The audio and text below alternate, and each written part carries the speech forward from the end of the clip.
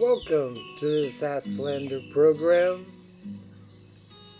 the cultural and natural legacy in the cradle of Maya civilization, new technology and insights in the Mirador-Calakmul Basin, with Dr. Richard D. Hansen of Idaho State University. Enjoy! Okay, wow, what a great opportunity. And thank you, Jim, for the invitation to participate. I've always been a fan of IMS and what you've been doing with Aztlander. It's really fun to see the information that comes out, and my heartfelt greetings to all friends and colleagues and associates. Some of you haven't seen for years, so it's really fun to see some of you here tonight, and I appreciate the opportunity to present a little bit about some of the legacy from the cultural and natural system in what we believe to be the cradle of Mayan civilization. Of course, none of this can happen without good sponsors, and I do have one technical difficulty here. There we go. All right, now it's going. These are some of the people that make it happen. I tell you, we don't use any government money. It's entirely individuals and big foundations throughout the world that are helping make all this possible. As most of you and almost all of you know, there are three main periods of Mesoamerican chronology. 98% of all the sites that you'll see in Mexico, Belize, Honduras, El Salvador, and Guatemala are classic and post-classic sites. That 2% down below is much more scarce and very rare and hard to find. And of course, it was first revealed in 1923 when the Carnegie Institution began their work at Washington. We started to get a glimpse of that, the antiquity of some of the earlier part of the phase. Of course, we're all familiar with the great classic legacy, the incredible palaces, the royal tombs, the monumental scripts and hieroglyphic texts, the stele, the monuments. This is all part of what the world would really recognize as Maya. But when we look at the earliest sites of Mesoamerica, we see, of course, the heartland sites of the Olmec in the Gulf Coast region. You see a few sites through the Isthmus of Tehuantepec, down along the Pacific coast of Chiapas, and on into Guatemala. And then we have a nest of very large and early sites in the extreme northern Guatemala and southern Campeche, Mexico. Of course, there are some sites farther up in Yucatan too that have been recently discovered. We call it the basin, a Mirador-Calakmul Basin, because it literally is a different system, culturally, geographically, and geologically. In this photo, published in 1992 in National Geographic, you can see this infrared image, and all the image that you see to the left, upper left there, the blue is all deforestation. Mexico's essentially entirely lost all of its forest in Tabasco and good share of Chiapas. And the red that you see is high tropical forest, or at least it was a high tropical forest. And that patch of green you see in the middle is a different type of forest. It has the Bajo concentrations that are found there. And no matter what image you use, and with infrared image from satellite, you see that same geological and geographical formation. It's a heart-shaped image, and this is kind of what it looks like. We published this in Plus One a couple of years ago. This is the reference there, and you can see all the blue, and you can see inside this system where the water stagnates. The water stagnates there. It doesn't run out. It's surrounded by a karstic ridge, is why we call it a basin. Or it has very slow drainage, mostly to the west and some to the east of this system. But essentially, it is a enclosed cultural system because it has its own frame. These hills that surround it on all sides range from 200 to 300 meters high, and they form a cordillera, if you will, that completely isolate this basin from other systems. And no matter where you are within the confines of the basin, you can see that karstic ridge that surrounds us on all sides. And here you see in this image, that elevated area there is higher there than it is in the bottom of the area, and it goes completely surrounds the site on all sides, or the basin on all sides. Goes to the north of Calakmul, and on the west side, it's more eroded because the tectonic plates have lifted up the eastern side just a little more, and it's eroded that eastern side. We're not entirely sure how the basin was formed yet. It's a different, a heart-shaped feature is difficult to explain, but from our geologists, it was uplifted about 65 million years ago, and this is kind of the shape that it is. The two yellow lines are the karstic ridge that surrounds that system. What's also interesting is the soils inside that basin are different geologically and different chemically than all the other soils in the Petén, which makes it fascinating from a geological perspective. Now, this map was made in 2011, and those were the sites that we were aware of as of that date. The sites that are gold color are like Tikal or much larger. The ones that are the brown color are smaller than Tikal, and that's all we had to adjust it by. But this is as of yesterday.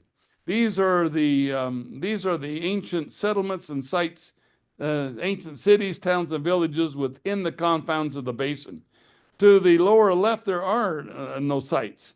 To the right, there are a few sites, but look at the concentration of sites found within the confines of the basin. When we join some of these sites that we know to be part of the same polity, then we can form these different polities per se, and even evaluate their scale and size into what we call tiers based on the concentration of architecture, contemporaneous architecture within any square meter of the city. And for example, we take 1 square kilometer of any city and quantify the volume of the architecture within that confine, and that's what gives us the ability to compare and contrast ancient cities. And this can be done with any ancient city in Mesoamerica. You just simply take a square kilometer, quantify the amount of contemporaneous architecture, and it'll give you the tier system or a ability to evaluate the scale and the size of sites. We published this in a paper in ancient Mesoamerica. I think Jim's got a copy of this. He can forward it to you, or we can send it to you, or you can look it up online. And this is a paper, of course, that was extremely fortunate because on most papers range between 5 and 25 on the altmetric scale, and we're 969.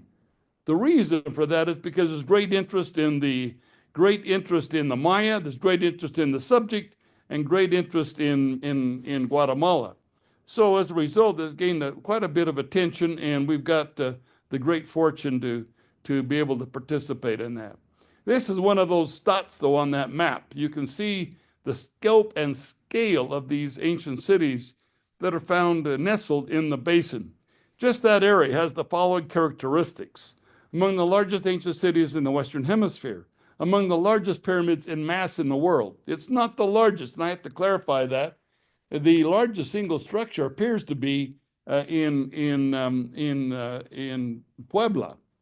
And so Cholula is a concentration of buildings over 1,100 years of consecutive pyramids over the other one. These pyramids here appear to be constructed in a single solitary massive effort. We have the tallest pyramids in the Americas, the earliest Maya cities, unique concentrations of early Maya cities, the first freeway superhighway system in the world. We have Roman highways and Inca highways, but these are 40 meters wide and 2 to 5 meters high. It's probably one of the first political states in the Americas. It has one of 5 founding civilizations of the world, the cradle of Maya civilization, etc., etc., etc., just in this area, which makes it fascinating from a scientific perspective, and one of the reasons that encourages us to conduct a multidisciplinary approach. This is the last area of tropical forest left in Guatemala. There is no more. And of course, it has all the tropical species you would expect to find in great abundance in these areas, orchids and jaguars and tapirs and crocodiles. You can see the amphibians and the birds. In the southern part of the basin, we have the macaw, and you can see that bat there. Where are you going to find bats like that in Mesoamerica? It's extraordinary to find these kind of species still intact and still in place in the basin. We're doing studies on the reptiles and amphibians of the basin. A great variety of reptiles and amphibians. Some are very rare, like that shovel-shaped frog up in the corner there. And we have we've been working with Cornell Ornithology Lab, which lets us take a good view of the birds and understand the migration patterns, migration routes of birds, including birds like the orange-breasted falcon that are found in the basin. Of course, the variety and species of birds is astonishing. We've done quick avian studies with Cornell on the concentration of birds, and what we need to do more work there on different types of the different times of the year, so we can record that. We also have a wide range of insects. Just in the month of June, you could bring in tourism just to look at the caterpillars. The range and the scope and the variety of caterpillars is astonishing, and it produces a wide range of moths and butterflies that can be studied later on. In the month of September, tourism could be organized just to study the variety and shape of mushrooms and fungi of the basin. It's an amazing kaleidoscope of color as you look at the wealth of these areas from a pristine forest perspective. And of course, the orchids. The orchids in this area are amazing because of the variety and the unique smells, and the rainforest honey that can be extracted from these orchids is exquisite. We also have the second greatest concentration of jaguars in the world. This is a study done by WCS and GHF, Global Heritage Fund. And we've got 11.28 jaguars per 100 square kilometers. The greatest concentration is in the Chaco region of Bolivia. They have 13, but the Calakmul Jaguar Preserve has 8, and the Amazon has 3 per 100 square kilometers. So it's a dense concentration of cats.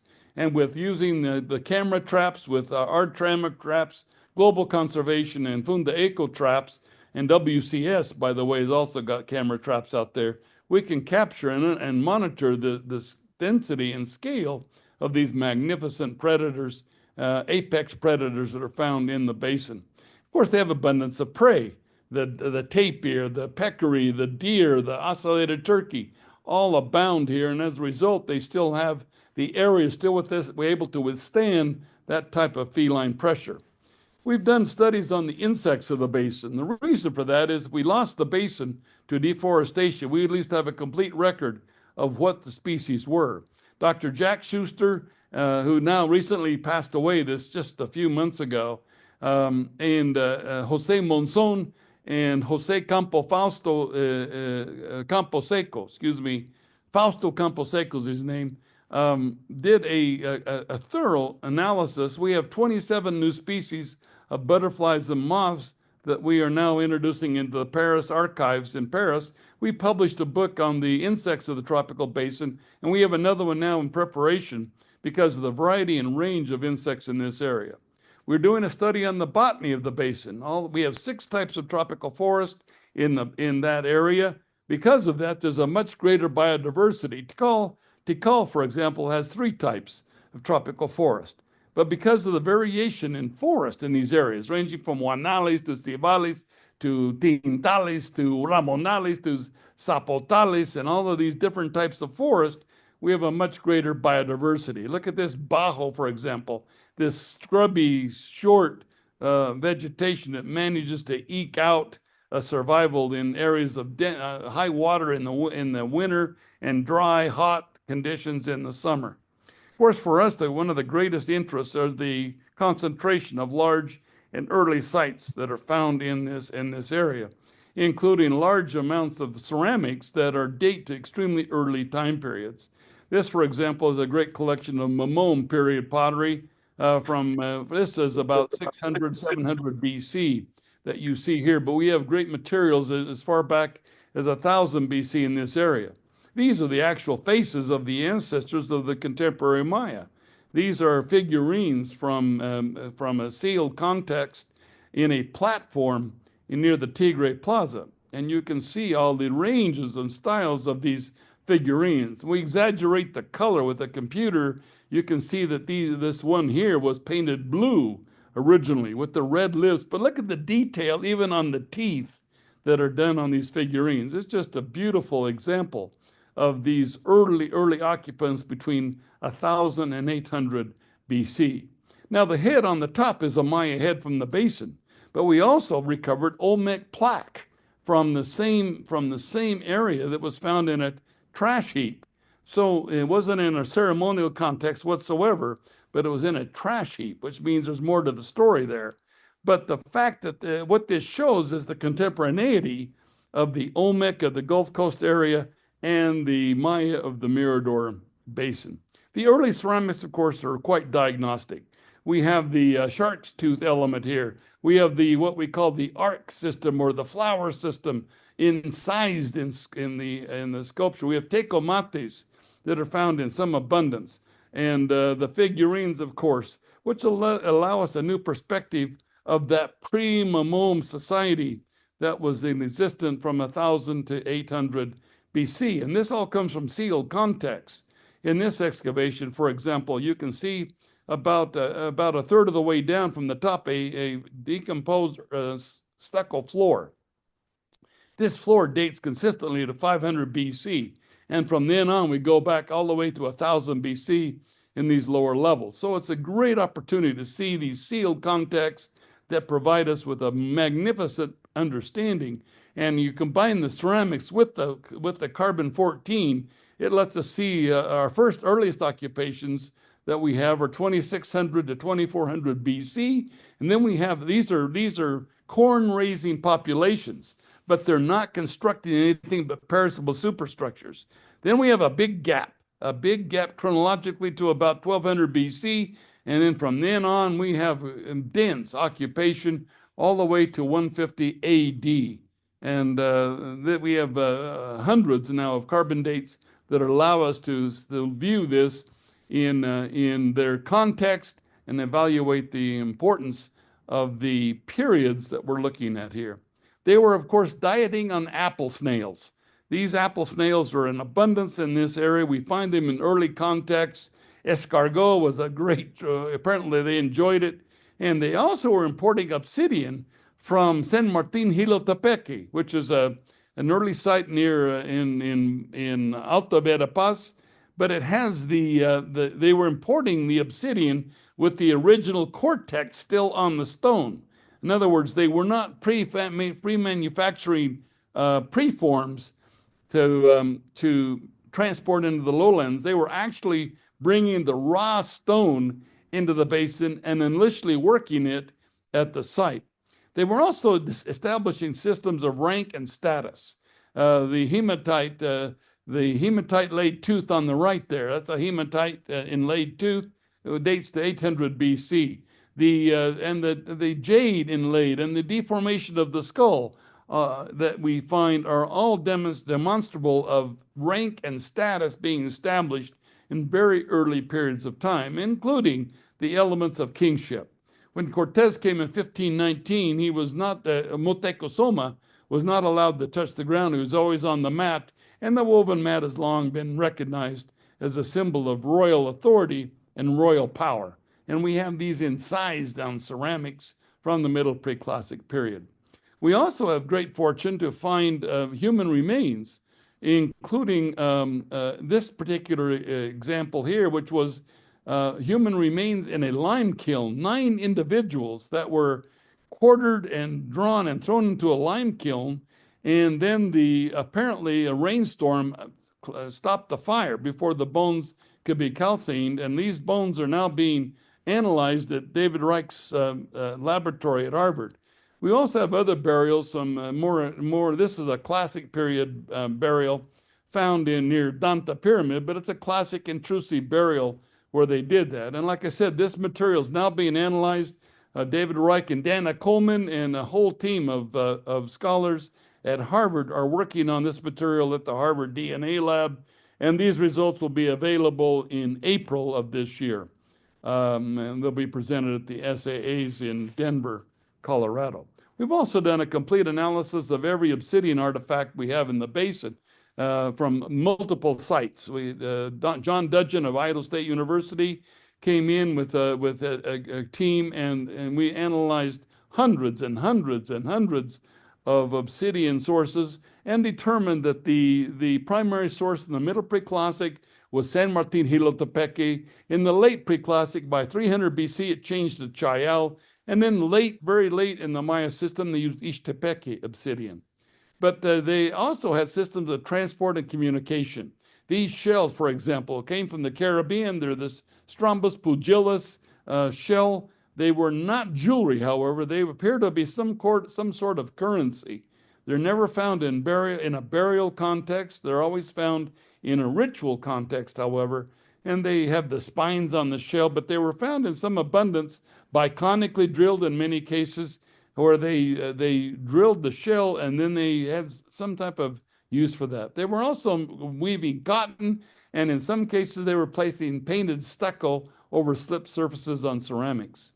By 600 BC, they were placing stucco masks on the facades of buildings. This is an example of the art inside the temple Garra de Jaguar. And these are the actual colors on the building that are still visible, still can be observed today, of these masks that are covered with the stucco. In the southern part of the basin, we excavated a site called El Pesquero with a pyramid buried under a late Preclassic pyramid. This structure has a roof comb, and including these incredible heads that you find on the corners of the building, show a very early art style. When we analyze the ceramics from this building, though, they are all consistently Mamom period ceramics from 600 to 400 BC, two carbon dates from 700 BC, but we think these ceramics are more consistent with Mamom's ceramic sphere from 600 to 400. We have monuments in the basin. These monuments are depicting deities, uncarved boulders that are these figures that are carved. This is an upward-looking figure with a Preclassic eyebrow, the eye, and these shark teeth. We have monuments that are downward-peering, dual-headed serpents looking down with an early form of a sky band in between them. We also have the depictions of kingship. This monument, for example, Stela Win in Nagbe, nearly 4 meters high, shows these two standing kings facing each other, one with his finger extended to the headdress of the other, and indicating what we believe to be the source of his royal authority. These are probably a founding father. Look, if you look at Monument Q at Copan, these are probably a founding father, a founding king, and a subsequent king, and justifying his authority by indicating that on the headdress of his predecessor. We also have texts. These incised texts are found, and we have they're scarce. They're hard to find and very rare, but it shows the elaboration of writing that's occurring in this area in the Preclassic period. We have them inscribed on ceramics. We have them inscribed on stone. We have them inscribed on monuments. But the earliest that we can reliably place that would be about 200 BC. Of course, Bill Saturno found what we think is even earlier material, earlier text at San Bartolo, and that dates to about 400 BC. So we're confident that there are written texts. We also have bark beaters at 1000 BC in context with early ceramics. So they were at least making paper by this early period of time with the bark beaters. Now, the question is, why were they there? Why weren't these great, massive, huge ancient cities along Lake Petén Itzá with all the water you could imagine, and the fish and the reptiles and the nice breezes? Why are they the most distant location from a river or a lake you could possibly find in Mesoamerica? Well, if you look at this little map, you see the black are the major bajos. But when you fly over in helicopters, you see the fossil remnants of the ancient system known as civales. These are treeless grassland marshes that are still visible there, and you can see these marshy, swampy areas And we know from, well, you look at, for example, this image, all the blue that you see are these bajos that surround the site. 64% of the basin are nothing but bajos, these incredibly low, inundated, seasonally inundated areas that are found there. And not one person lives in the basin today. Not one soul in the entire area lives in this area. When we look at the isotopes, though, we know that these bajos were cibales originally. When we do the isotopes near the surface, we find the C3 plants, which indicate contemporary forest species. But the deeper we dig, we find those buried isotopes that show C4 plants, the grasses and corn of the cibales, which tells us then that one of the reasons the Maya were there is to take advantage of those marshlands and created a whole series of chinampa style constructions.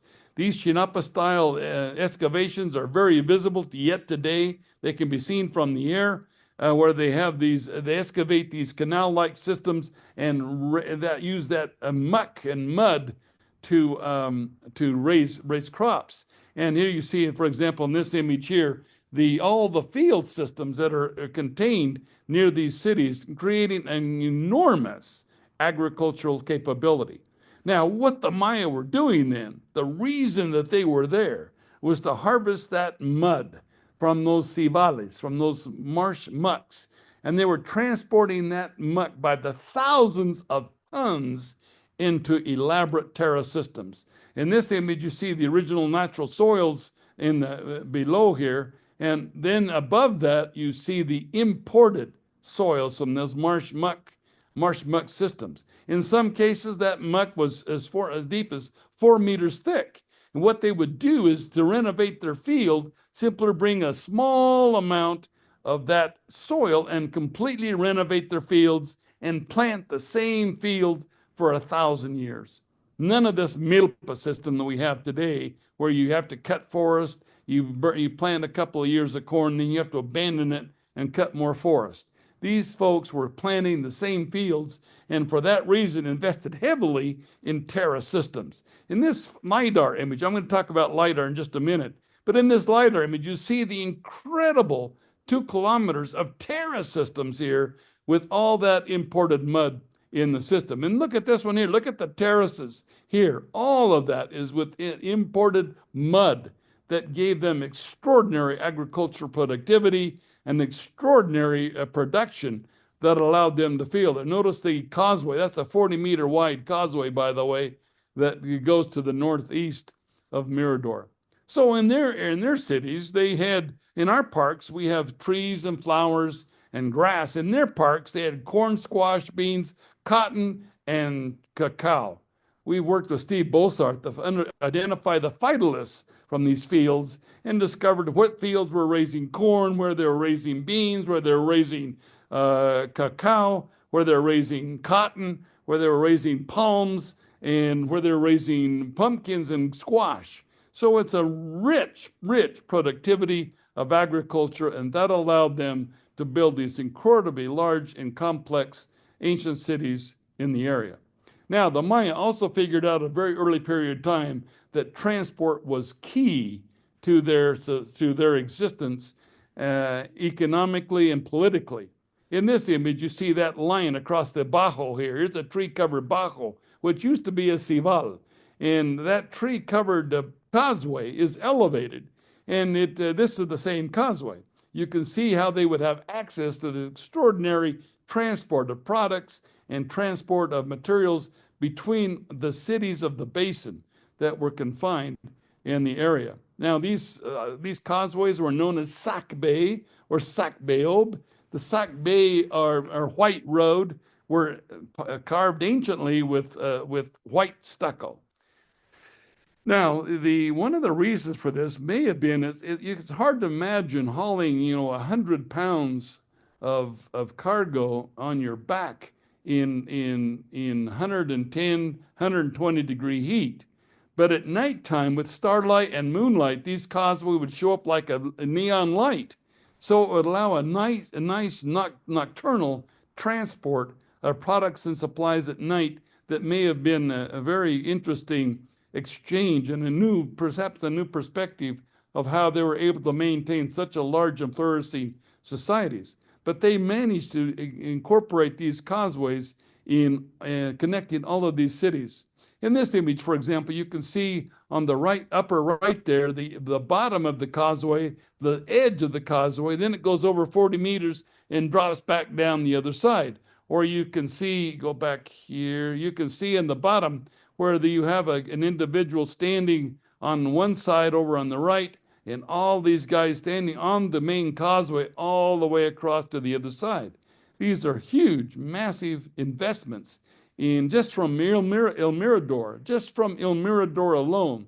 You can see the scope and scale of these causeways. Imagine the amount of labor and the fill and the volume of material just to build these superhighway systems. And from the LiDAR, they stick out like a sore thumb. You can see these 40-meter wide causeways here as they go right out into the system. And one of my colleagues, Josie Thompson, found these fields or these corrals on the side over here. We had these analyzed. Richard Terry of BYU and Dr. Davis from analyzed the material, excavated 6 of these corrals, and they suggested that we have dogs and turtles being produced on an industrial scale in these areas. We have more work to do in there to understand really what these corrals were, but they're 40 meters by 30 meters in size, and there's hundreds of them in these island areas and near the causeways, so they had transport capability. When we look at the LiDAR, all the white lines that you see are the causeway systems. It's interesting that not one of the causeways goes outside the natural borders of the basin. Not one of them. They're all contained and within that karstic ridge that surrounds the system. But they connect the major cities in an astonishing format. And we have 177 kilometers of these causeways that join together. We also have 12 kilometers of classic period causeways, but none of them are intersite. They're all intrasite, meaning they go from one little group to another group. So that shows the difference in the occupation between the two periods of time in this area. And that's what allowed these cities to grow massive, powerful economic and political systems that permitted such a massive investment of labor and time. And by this time, of course, we also have the late pre-classic ceramic sphere that dominates. Dr. Forsyth, Don Forsyth, one of our great ceramic analysts, points out that this is the only period of time when you have such a wide area of consistent ceramics, ranging from the very tip of Yucatan almost all the way to Honduras and all the way to El Salvador. The same forms, the same slips, the same shapes. It's all consistent, and perhaps a reflection of that state-level impetus that may have been originating in these areas. The largest pyramid at the site is Danta. Danta means tapir, and the Chicleros named this 100 years ago when they were harvesting chicle or looking for chicle in this area. This is a massive structure, as in its current condition is 72 meters high. It must have been 80 meters originally because there was a building on the summit that's now gone. But the huge stones that are placed in this structure show the scope and scale of this massive, massive structure. And we calculate 2.8 million cubic meters of fill in this building. You can see the outside shape of these massive stones that are placed lengthwise into the building. So instead of in the middle Preclassic, we have evidence of these stones placing horizontally. But in the late Preclassic, they took these same stones and ran them 90 degrees into the building, which required much more stone. And the investment of labor then was extraordinary. It wasn't only massive in size and scale, but an extraordinary investment of labor in these areas. We've also excavated Preclassic walls. We put polycarbonate roofs over the art. We can now expose stairways and art that is depicted in this area. We call this the Jaguar Paw Temple. Some of my colleagues have thought this is bird claws. We don't agree with that at all, because every image of the bird talon has a talon at the back in every single case, from the Olmec to the post-classic period.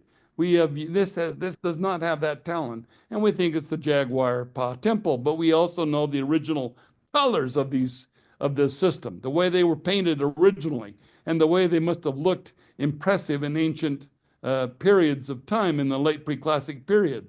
This is the color and shape of the jaguar paw temple in its typical triadic format, with 3 buildings on the summit of a structure, with art and decorating the facades. We've also discovered a unique system of art that are found on an earlier building that was later transformed into a causeway. This art, of course, depicts a series of reflects along a series of pools, and it shows the entire cosmology of the Maya. In this case, you see the feathered serpent up above, with the feathers up above and below of this undulating serpent. We have the great god Itzamna in the middle, the old god. He's got a sunken teeth with a beard. He has a snake headdress, but he has bird wings and bird body and bird legs. This is another form of the Itzamna over here as an avian bird. But in this case, he is feeding a fish. He's not eating the fish, as noted in all classic depictions. He's feeding the fish, which is a great metaphor of some kind that we are still working with. And then when the snake body comes up and the serpent body comes up, we find the upward-looking Chak image, the great Chak deity, the rain god, looking upwards. The snake head apparently ends down in what we call the celestial serpent. Down on here, here's the eye and the eyebrow. The nose is under the mat here, but it has the bifurcated tongue. It has the molar and the molars. It has the canines and the molars and the mandible here. And the serpent is looking at these 2 downward peering celestial dragons with the eye and the nose and the nostril. And here you see the maxillary teeth with the canine and molar. And on the other side, the same thing, the eye, the nose, the nostril, the cheek, the maxillary incisors, the canines, the molar, and the mandible. Now, this frames a swimming figure, and the figure has a very elaborate headdress. You see him here here's his face, elaborate headdress. Here's the nose, the curled snout, the maxillary teeth. It has the ear spool, but he has a beard, which is fascinating. He has 2 arms, a supplicating position. He's got a belt on. Here's a knot bundle of the belt, but he has a protector because he's a ball player. And here you have one leg come down this way, the other leg coming up this way, and you have this figure on his rump, which is an upward-looking figure, the closed eye. It has a nose, and it has a red shell. This was puzzling to us for a little while until the excavations at Chiapa de Corzo by Lynette Lowe and Bruce Bachan. What they found is these middle preclassic burials with red spondylus shells over the mouth. In the classic period, the Maya were putting green jade in the mouth, but this was red painted, so it looks like it was a red shell over the mouth. But this head has been decapitated, and there is a blood scroll that comes off from the head here, and it has a helmet right here on, and then this little dot right here, this round dot, we believe stands for the number 1. In all Maya languages, the word for 1 is hun. So we suggest this is Hunahpu, who of the Popol Vuh, who was decapitated in the underworld and rescued by his sons, Hunahpu and Ishbalamke. Balam means jaguar, and by golly, the other figure here on the other side, the 2 figures, has a jaguar headdress. He has a tail instead of a head on his rump, and he's also his hands in supplicating position. We believe this to be one of the earliest images of the Popol Vuh ideology at 300 BC. There's 4 carbon dates that we have to support that, plus the early ceramics. We excavated the floor and found this art continues below the floor in very, very beautiful painted consistency here. We've trained 77 workmen from Coban and the villages that surround the basin with the world's best conservators from the Getty Conservation Institute, from the Museum of American History and from the Louvre in Paris. We've trained these individuals, and they are now the conservators of this art. We've also put polycarbonate roofs that we invented and put over this art so that it can be exposed and protected. It lets light through, but not UV light, and also as a water capture system. Now, we've excavated facades of early buildings. This is a middle preclassic building. You can see by the huge stones that are placed horizontally in the architecture. We've exposed huge, beautiful preclassic walls of buildings. We've exposed bedrock carvings here, and these carvings are a series of deities that are carved in bedrock. But of interest is the right side there with this figure. And I noticed that some of my colleagues have published this figure. Doesn't show it very clear, but I think it's pretty clear what we have here. We have this image that's drawn here, and you see what we believe to be the Kuhul Kan Ahau element, the sacred Lord of Kan. And up above is how it was depicted 600 to 700 years later in Calakmul and other Kan-related sites of the basin. Now, this dynamic system was flourishing until 150 AD. And then it appears we have a sudden and dynamic demographic demise at this period of time. I prefer to call it a collapse. I don't believe that it was the resilience, because even in the outlying areas of the city, these were abandoned as well. And they left whole vessels just sitting on the floors of their buildings. There were whole preclassic pots that are still sitting on the floors of their buildings where they left and walked away forever. How and why does that happen with such a dynamic and vibrant economic, social, and political system? Well, you remember the secret to this success, we believe, is the muck, the mud that they were harvesting from those swamps.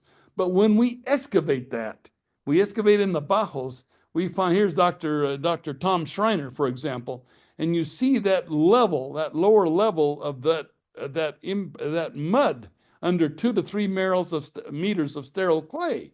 The question is, what created such massive sedimentation of this area?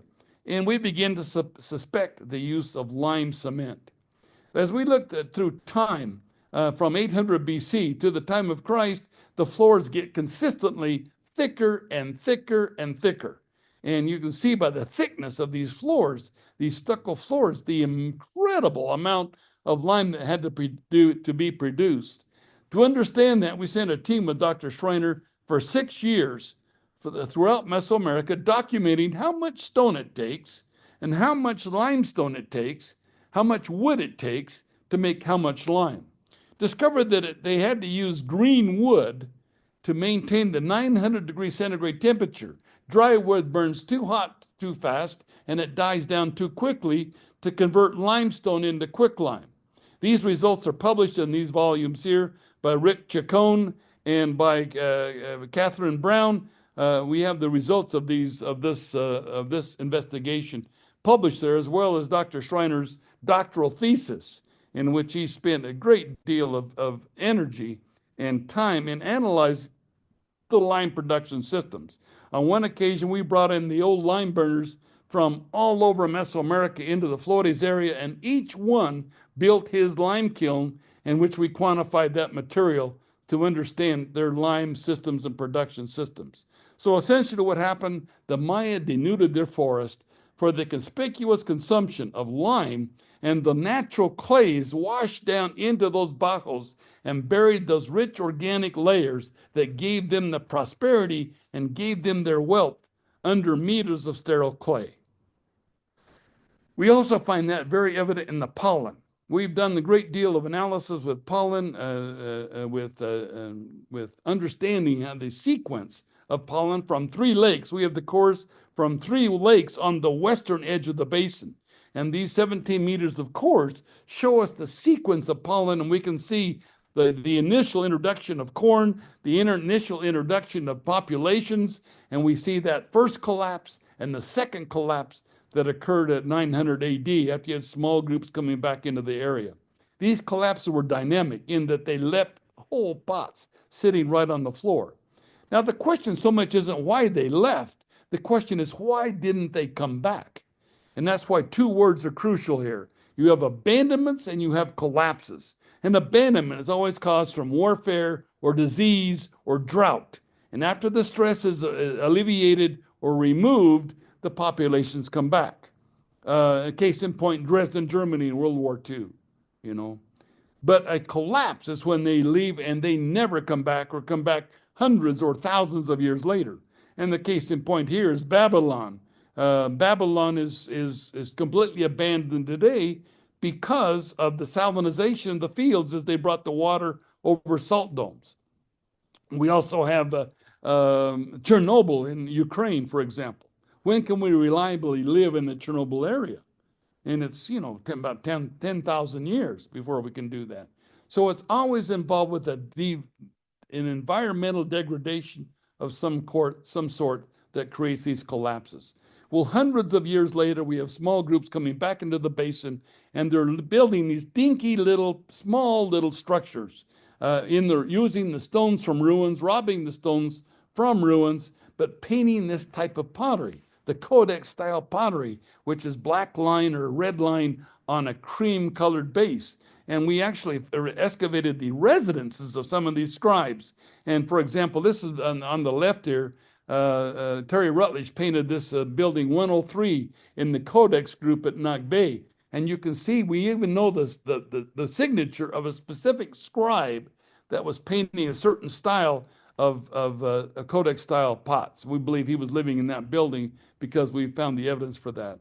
But they were also placing these beautiful stucco heads on this was a single building excavated by Douglas Mauricio of Guatemala, and these incredible range of deities that they were using in their architecture as they were living in the ruins of the ancient preclassic cities. Well, to understand this, we begin to see the marvelous work of scholars like the Chases in Caracol. Arlen and Diane Chase really established the first use of LiDAR. It was originally a military technology. They established the use of LiDAR, and then Rosenwig established it in Izapa.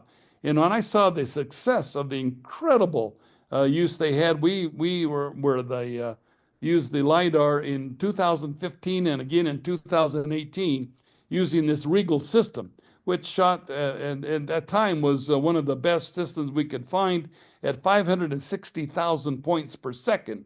And we flew for 158 hours shooting that type of volume of material, which lets us in see through the canopy. We've now mapped 2,100 square kilometers, contiguous square kilometers. We didn't piecemeal one site here and one site there. It's the contiguous area, which lets us see the range and the extent and the unique economic systems that were established in the preclassic periods. As we fly over the jungle, this is what it looks like today. But when you fly over with the LiDAR, this is what we see. The magnificent concentration of huge, large ancient cities with their topography, their agricultural systems, their causeways, their walls, their defensive moats.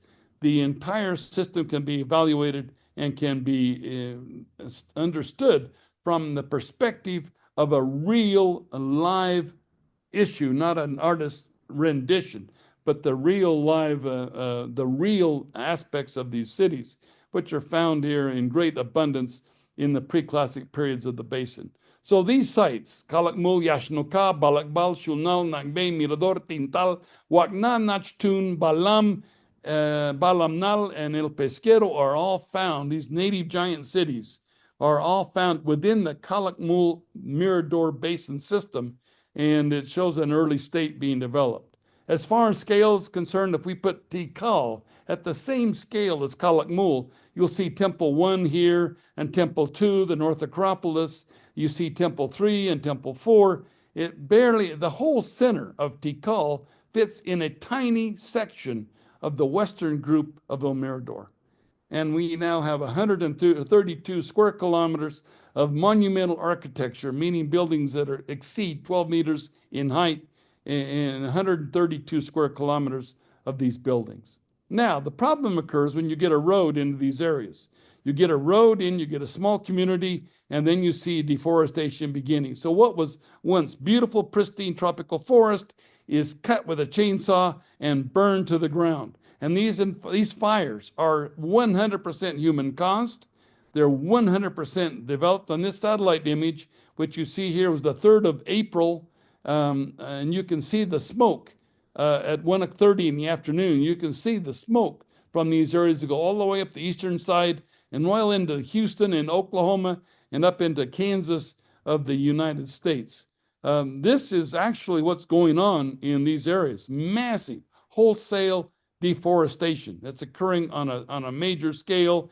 It's tragic to see the impact on flora and fauna that's occurring in these areas. This satellite image prepared by Josie Thompson from the NASA archives and the NASA information shows the slash and burn fires, and every one of those red dots now represents a cattle pasture. These are the images as of 2022. You can see just a small patch left that's in this area, and the Mirador Basin is actually, the Mirador-Calakmul system is the last intact forest we have left in Guatemala or southern Mexico. These are the fires that occurred in 2024. And you can see how they've encroached heavily even on the concession systems here. They've encroached heavily, representing massive deforestation. And this is the future unless we find a better and more efficient model to justify the conservation of forest. In 1996, the government, with U.S. environmental organizations, organized the concession system, the forestry concessions. And there are 3 community concessions and 2 industrial concessions within the confines of the basin. And these concessions have slowed down the deforestation, but they haven't stopped it. And one of the problems is they punch roads in for the first time into pristine forest. And this is what's going on. This is in the Carmelita concession. They have these bacadillas, and this is what's going on right now in these areas. Massive, large-scale deforestation. There's some burning going on. Roads are punched in, and this allows access to looters, poachers, the human traffickers. And we think there's a better model for forest conservation than what you're seeing here. Also notice the variety of logs on these trucks. They're different trees. They're taking up to 17 different species of trees. And the impact is horrific on the avian populations and the small mammals that live in these big trees that are being toppled down. And they bring those down in the dry season when all these birds are nesting in those trees. It's a devastating, heartbreaking to see that type of reaction. When you fly over the area with a natural camera, it looks green. But when you fly over with an infrared camera, you see what is creating a fragmented forest. And if you don't know what a fragmented forest is, look up on the internet what are the consequences of fragmented tropical forest. It's literally the death of a tropical forest. So we suggest there's a better and more productive system than what you're seeing here. And we see this deforestation that's occurring. The forest is burning down. The Peten jungle is dying. Nobody's doing anything. And of course, we're aware of who is behind most of this. They're now landing these jets on, there's an airstrip to the west of us, to the west of Mirador, with several dozen of these jets where they land the planes and burn them. Just this last year, we had 150 invaders with machine guns on the northern side of Mirador, and they had to send 500 soldiers into Mirador to remove the invaders from this area. They went running back to Laguna de Tigre, but that's as far as the military would go. We also have the looting problems. These red lines are the trenches in the big cities near in the big ancient cities near the communities. Massive looting on an unprecedented scale that's taken place in these areas. And unfortunately, a lot of that damage has been done to preclassic structures. But since there are no burials or tombs in these preclassic buildings, the damage is done without finding anything. The only time they find the success is when they're excavating a classic period structure where they might find a codex vessel or some jades. Now, the solution. What do we find a solution for this? Well, one of these examples that we see is when Yellowstone was formed in 1872. The yellow lines that you see here are the national park as it exists, the first national park in the world. But at that time, we didn't know the migratory routes of the bison. We didn't know the migratory routes of the elk, the grizzly bear, the trumpeter swan. All of these animals had movement and migratory routes that we were completely unaware of. If we were to design the system again today, we would do it with that red line there, because it encloses a system that is functioning and protects and allows the system to incorporate all the aspects of the flora and fauna in this system. And for example, this is an area I was essentially born in this area. This is the Sawtooth Wilderness area of Idaho. This is not a national park. This is a wilderness area for the perpetual protection of this area, but it still has tourist accessibility. So what we suggest is that maybe we ought to neutralize the effects of organized crime that's creating all these fires to the west, we can make the basin a wilderness area. And in 2020, we took 13, actually I was invited to be a part of 13 Guatemalan congressmen that went to Washington to lobby for the $144 million for the security and conservation of this area. When the organized crime and the mafia of Guatemala found out that that money was for the security and conservation of this area, they began a campaign against us and organized on the social media that you cannot believe. That Hansen was a colonialist, an imperialist, that he wanted the children to starve, that he was trying to build a Disneyland out of there. And in the end, the government said, this is such a problem, and they retracted the money and it went to Africa. So here we had a $144 million donation, not a loan, a donation for the country of Guatemala that we lost because of organized crime in Guatemala. Well, this project has up to 400, we have 400 workmen that we employ, 400 families at one period of time. After they work during the day, we have classes at night where they learn how to read and write.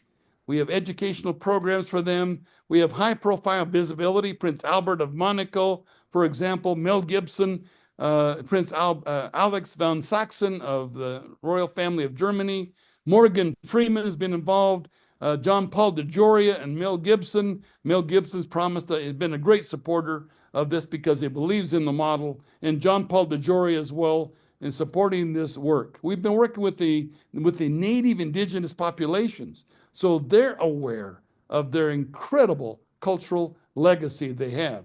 Even this great member here of Totonicapán, Mario Cha, made it to the top of Danta Pyramid in his relatively stable, elderly age, made it to the top and did a great program. And since then, because of him, we've now had 14 meetings in the indigenous communities of the highlands in ceremonies where they learn and understand the importance of their culture. We've done photo exhibitions all over the world, and we're doing more shortly in Europe, where these exhibitions show the images so that these people are aware of the tremendous legacy that they have.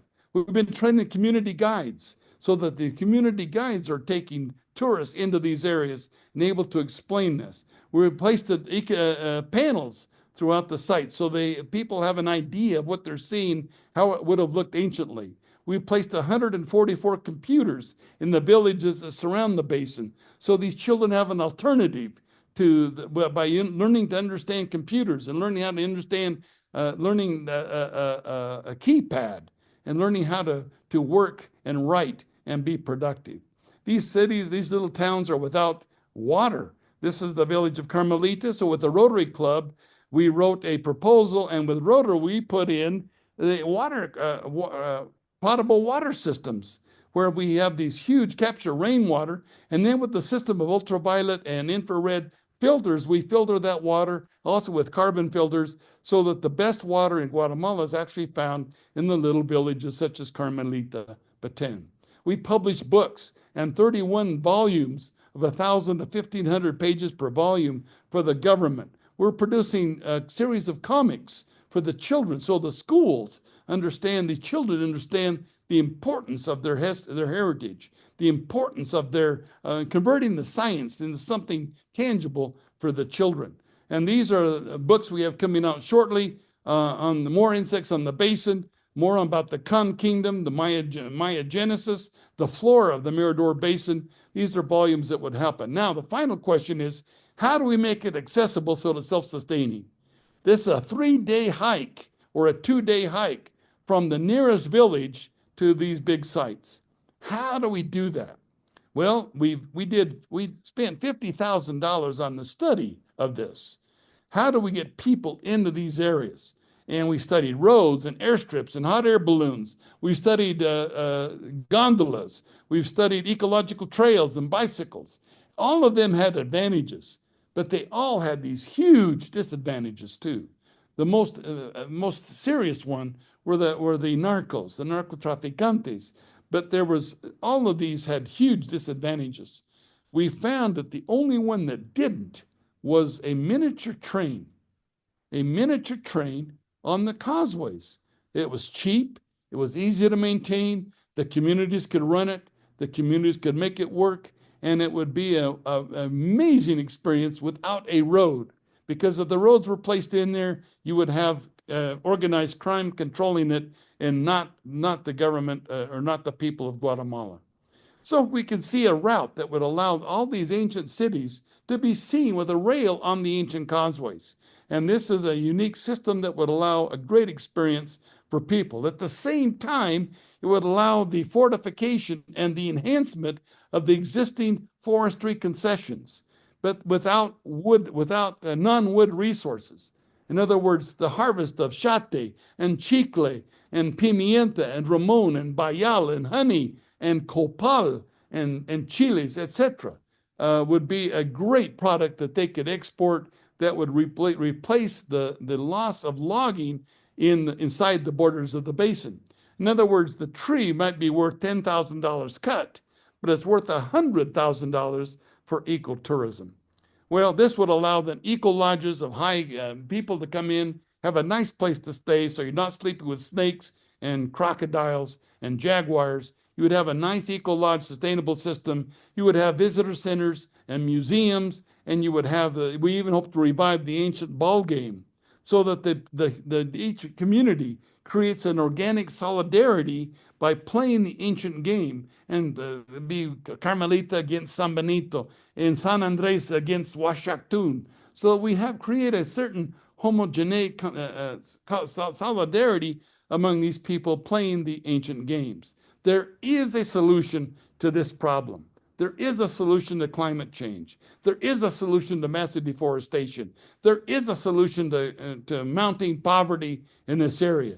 And that's by using these magnificent ancient cities as the economic catalyst for the economic, social, and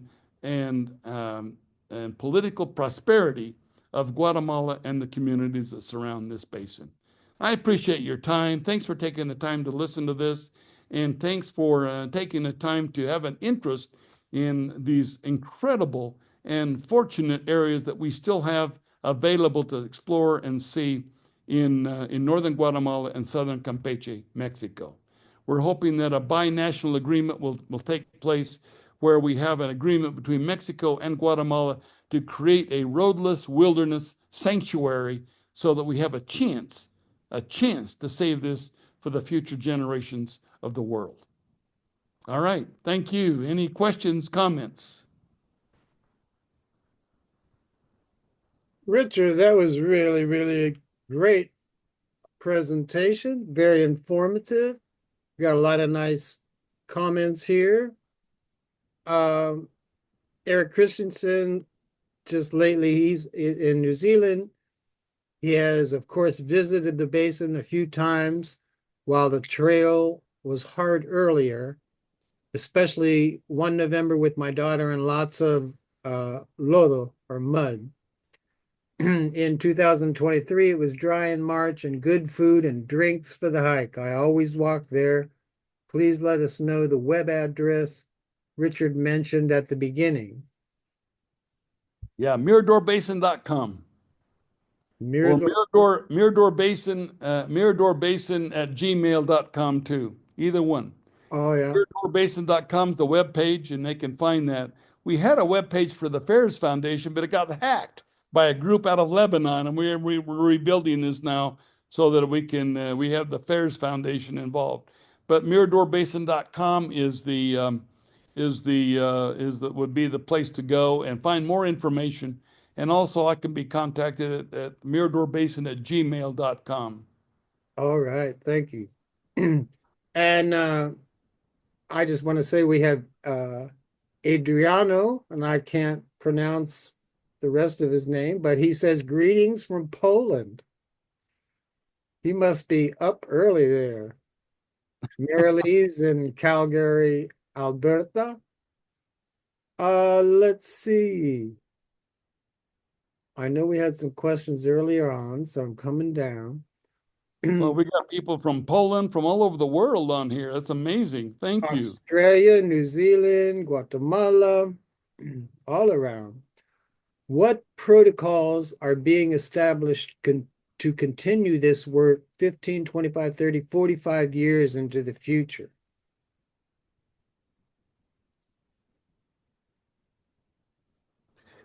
I see a comment here from a Cooper where he says that Simon Martin suggests that it was due to political intrusion. The problem is you'd have no example of this on the world scale. The there's no there when the threat is gone, they return back. And this, we even dropped the bomb on two cities in Japan in World War II. Within 3 years, they were reoccupied. That's called an abandonment as opposed to a complete demographic demise and a collapse. A collapse occurs over a long period of time. Or they never come back. And the only time we find that in every case in the war, when you look at it on a world scale, is due to in some type of environmental degradation. Not that they didn't want to come back, they couldn't come back. That's why we think that when they abandoned the basin, they probably went to the coast of the Caribbean coast. From there, it looks like they provided an incentive or either returned to Zibanche, and then from Zibanche back to the basin. They wanted to return back to their basin, but they couldn't settle farther south because the impact was too great on the environment. They settled in Calakmul. And if you look at the pre-classic occupation of Calakmul was minimal, very, very small population, as Tikal, for example. Fry found, for example, that only 14 out of 267 excavation areas even had preclassic ceramics. So Calakmul and Tikal were minnows in the preclassic, but they became absolute superpowers in the late classic period. So we suggest that it was an environmental collapse of some sort, environmental degradation, and that mentality can be it's a conspicuous consumption of resources. That mentality can be seen today in world governments today. For example, we're $35 trillion in debt in the US. And why? Because we can. You see, why did they need a floor 50 centimeters thick? Because they could. And that type of a mentality, people urinate in gold-plated toilets today. People are spending, millions of dollars on a nice car when there's a much better use for those resources that would help the world, be a benefit to world, and that's a conspicuous consumption of resources. It's because we're wired that way. We're human beings. We have the same virtues and the same vices that they had 2,000, 3,000 years ago. And we just have to be aware of those things and do our best to be better individuals, to be better communities, to be better countries. And that's what makes the world a better place all the way around. Yeah. So Ron's asking what protocols are being established to continue this work years into the future. Boy, we're working right now with some major institutions in Europe and in the U.S. to make a large fund that would allow an endowment so that no matter what happens to me or my board we can still keep this project going with people that are well trained, people that know and understand the importance of the conservation and have an interest in the communities, that have an interest in elevating and bettering the lives of people. And this is the entire this is entirely part of the plan. I see that Joel Guns asked, have we found any Saskab mines? Yes, we have found Saskab mines. The Saskab mines are found, they're using Saskab as part of the mixture for these areas. In fact, where the tourist camp is at El Mirador right now, there's an enormous mound of nothing but Saskab, where they mined it and brought it in a mound and made a huge pile of this material. By enormous, I mean 3 to 4 meters thick of pure Saskab. And when you mix Saskab with the lime cement, it made these incredible forges. And we published a paper on the ancient composition of the stucco, the lime stucco. We did it with Eric Hansen of the Getty Conservation Institute. The composition, which we've replicated. We spent a lot of time and money on replicating those stuccos, and so we now use those same stuccos and mortars in our mixtures now. What we do is we mix geotextiles with it so you can distinguish between our stucco and our mortars and the ancient mortars. Were the depictions that Nell used of the lime, everything going on with the lime, was that, do you think it was over exaggerated or was that my, What we did in Apocalypto? yes. Yeah, well, that was he was just he was just exaggerating that a little bit to show the consequences of over exploitation of lime. Uh-huh. No, that's true. That was based on our research, though, that we Yeah. did. And then we talked about lime and we saw it in your one where you were showing the agriculture and the corn growing and there were piles and you said they used the lime to increase the pH. But would that increasing the pH with lime, would that help the plants grow taller or greener or produce more fruit? Or was it helping to cure things like yellowing and brown spot and that kind of stuff? Do Well, you there's two reasons. First of all, it alters the pH of the soil. The soils are quite acidic. And right. so the lime would bring that to a more neutral state for the plant to grow. The other use of lime on the fields was to impede the presence of ants. Oh yeah.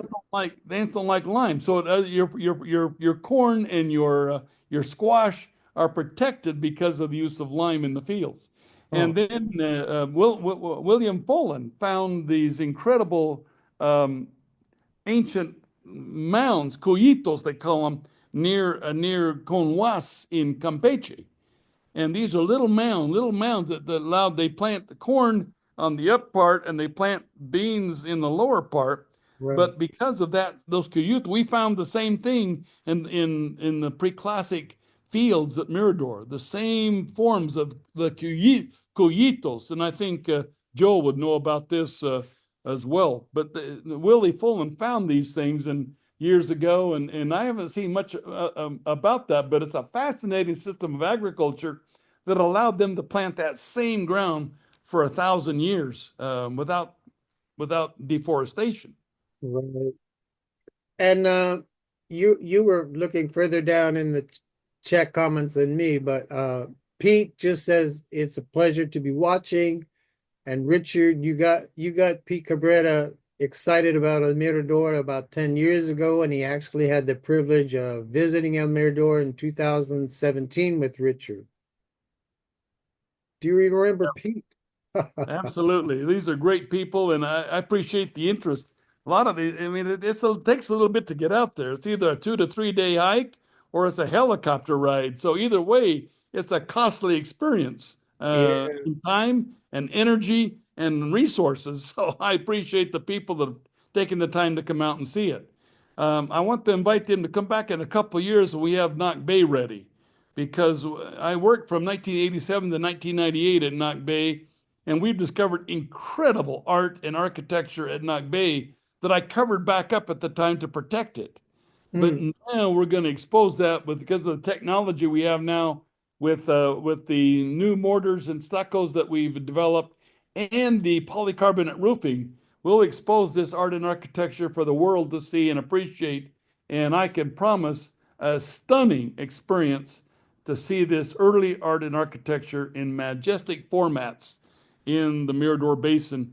And that makes it even sweeter is because it's got its jungle still enveloping the cities. My strategy is to only expose one side of the building, and we leave the jungle on three sides. And there's four reasons for that. First of all, it's cheaper. Number two, I can bankrupt the country just in the maintenance of this art and architecture. Number three, we leave forests for the animals. And number four, we leave something for the scholar 50 or 100 years from now that has a technology we can't even fathom yet. For example, who was thinking about DNA 30 years ago? Who was thinking about phytoliths 30 years ago?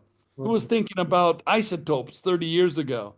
And so all of these technologies allow us a greater insight into human behavior, human activity, and allow us to rewrite the page of human history that we didn't know before. Hmm. And Alan Christensen is with us tonight. And as everybody knows, he released an excellent version of the Popol Vuh. And he mentions Hun Hunapu's son, Hunapu, was also decapitated in the ball cart. Perhaps the two figures are the hero twins, Hunapu and Ishbalanque. We believe they are. We believe those are Ishbalamke and Hunapu with Hun Hunapu. But Hunapu was decapitated relatively late in the sequence. Mm, Uh, he was, and of course, they were thrown into the river and they became catfish. And Alan's a great, I mean, his work is stupendous. Incredible translation of the Popol Vuh because he also speaks the language. And that's a great new insight into this. We find the Popol Vuh to be extraordinarily complex. We find scenes in the classic period from the Popol Vuh. So now that we have it at 300 BC, I suggest that it has even greater antiquity. And I think just a matter of time and a matter of people will find and see the magnificence of this book as one of the great autochthonous and one of the great authentic ancient books of human history. right. Yeah, it teaches a lot in a lot of different ways. Um, it's just too bad that more codices haven't survived from earlier times. Yeah, that's true. Hey, Uh, Jim, I I have would a like, verbal question if I have a verbal question if that's okay. oh, Yeah, I would rather you wait, but go ahead, Solomon. Um, Dr. Hansen, I come from a lineage of Cachiquel Brujos great. and Brujas from the Zacatepecas area. And I wanted to extend a great thank you from my family to you. And I saw we have Mark Van Stone and Alan Christensen in the crowd as well. Your guys' work has been instrumental in helping my family as a diasporic community reconstruct authentically and tastefully Maya spiritual practices. Because as we know, there's been a lot of appropriation throughout the years, but with hard archaeological and hieroglyphic language data, we've been able to reconstruct in tasteful ways spiritual practices.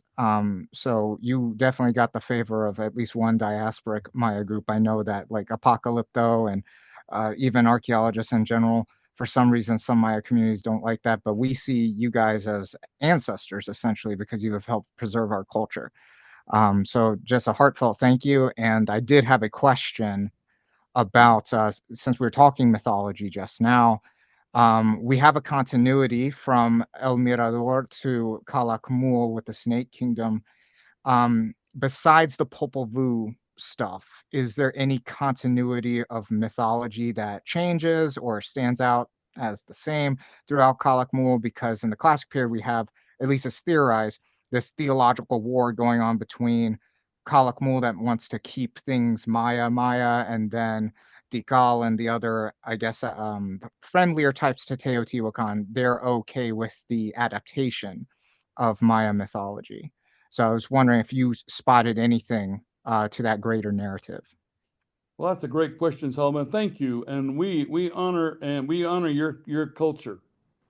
I mean, you are the descendants of one of the five founding civilizations of the world. You see, you have the Chinese, you have the Harappans, you have the Mesopotamians, you have the Egyptians, and you have Mesoamerica Maya. And boy, nobody else can make that claim. So congratulations on that legacy. Now, as far as the questions is concerned, the um, the the evidence suggests that let's see, the Popol Vuh has a tremendous legacy in the past. And like I say, we believe it goes earlier. Stela 1 at Nak Bay has the dots in the cheek that were the symbol of Ish Balam K, Balam meaning jaguar. So he's got dots in the cheek. We believe they were trying to replicate those hero twins in that format. Help me with the rest of your question. The latter part of your question was, well, Just if the Snake Kingdoms had any oh like yeah, the Snake Kingdoms. Yes, it's a controversial subject because we have glyphs of that little snake, the little snake glyph from Tintal and Nak Bay, the little snake glyph in the Ahau. So we think it says Kanahau. It's also listed on Stela 5 at Tikal, where the mother of Hasao Chankawil, or Yakin Chankawil, the mother of Yakin Chankawil, the wife of Hasao Chankawil, was a snake lord, a snake lord. So she's from somewhere in the basin. And so that continuity appears to have extended up into Calakmul. What we also know, they had a group known as the Chatanwinik in this area, the dark area, because this area was essentially abandoned for the most part, and they were living in there. And Tikal and Calakmul became the superpowers. Now, there's another whole lecture that I can give on the collapse. That's another whole issue, and I was briefly touched on that. But for example, we have evidence that when Mirador collapsed, Tikal emerged and did so very intelligently with a strategic alliance with Teotihuacan. And Teotihuacan then had embassies in Tikal even before the 378 AD Entrada that we have a Siak Kak that came into Tikal and installed this 11-year-old boy on the throne. Um, and we think that there was something to do with the absolute slaughter of maybe 100 people at Mirador after the city had long been abandoned by Teotihuacan warriors. And that's a paper that we're doing the DNA right now on the remains of those victims. And we'll hopefully by the 27th of April, we'll have the explanation of who those victims were, and from the DNA analysis from the Teotihuacan attack that occurred at Mirador, maybe 200 to 300 years after the city had been abandoned. So there's a great story there. The Khan kings became the two superpowers in the classic period. All the intrigue of Calakmul and forming alliances with Caracol, including going clear down the Dos Pilas and using Peru Waka, was all part of a strategic warfare scenario between these two superpowers. And you have to be amazed at the political intrigue. Simon Martin and Nikolai Groovy have done a great job in explaining, by looking at the monuments and explaining the relationships of all these. Have been a fabulous, an incredible revelation as to the political intrigue that was occurring in the late classic periods. Similar things were between Tonina and Palenque, for example. Or we know that Calakmul actually invaded Palenque and killed the king on several occasions, 2 occasions at least. And even on one occasion, we even know they killed and ate the king of Palenque. So it's an amazing story, an amazing story of human interaction and human behavior from these two entities in the Khan kingdom that were flourishing in that classic period. Wow. So Al wants to know, is terrestrial geophysics used on any of these sites prior to excavation to try and understand them? If so, what technology is useful and why? We've been using the LiDAR. The LiDAR, first of all, gives us the topography and the understanding of the general topography in relation to the architecture and the art. But we also use subsurface radar systems. We used a variety of systems, and these were evident in the 5 or 6 episodes we did with the Discovery Channel and looking for these kingdoms. Now, in the codex style pottery, we have 16 codex style pots that have what we call dynastic lists. And these lists have records of 19 kings. Simon Martin thinks these are kings from the classic period, but we're convinced that he initially suggested they were retrospective histories, and I'm convinced they are too. I think these are retrospective history, and Stan Gunter actually dealt with these dates and pushed them into the past.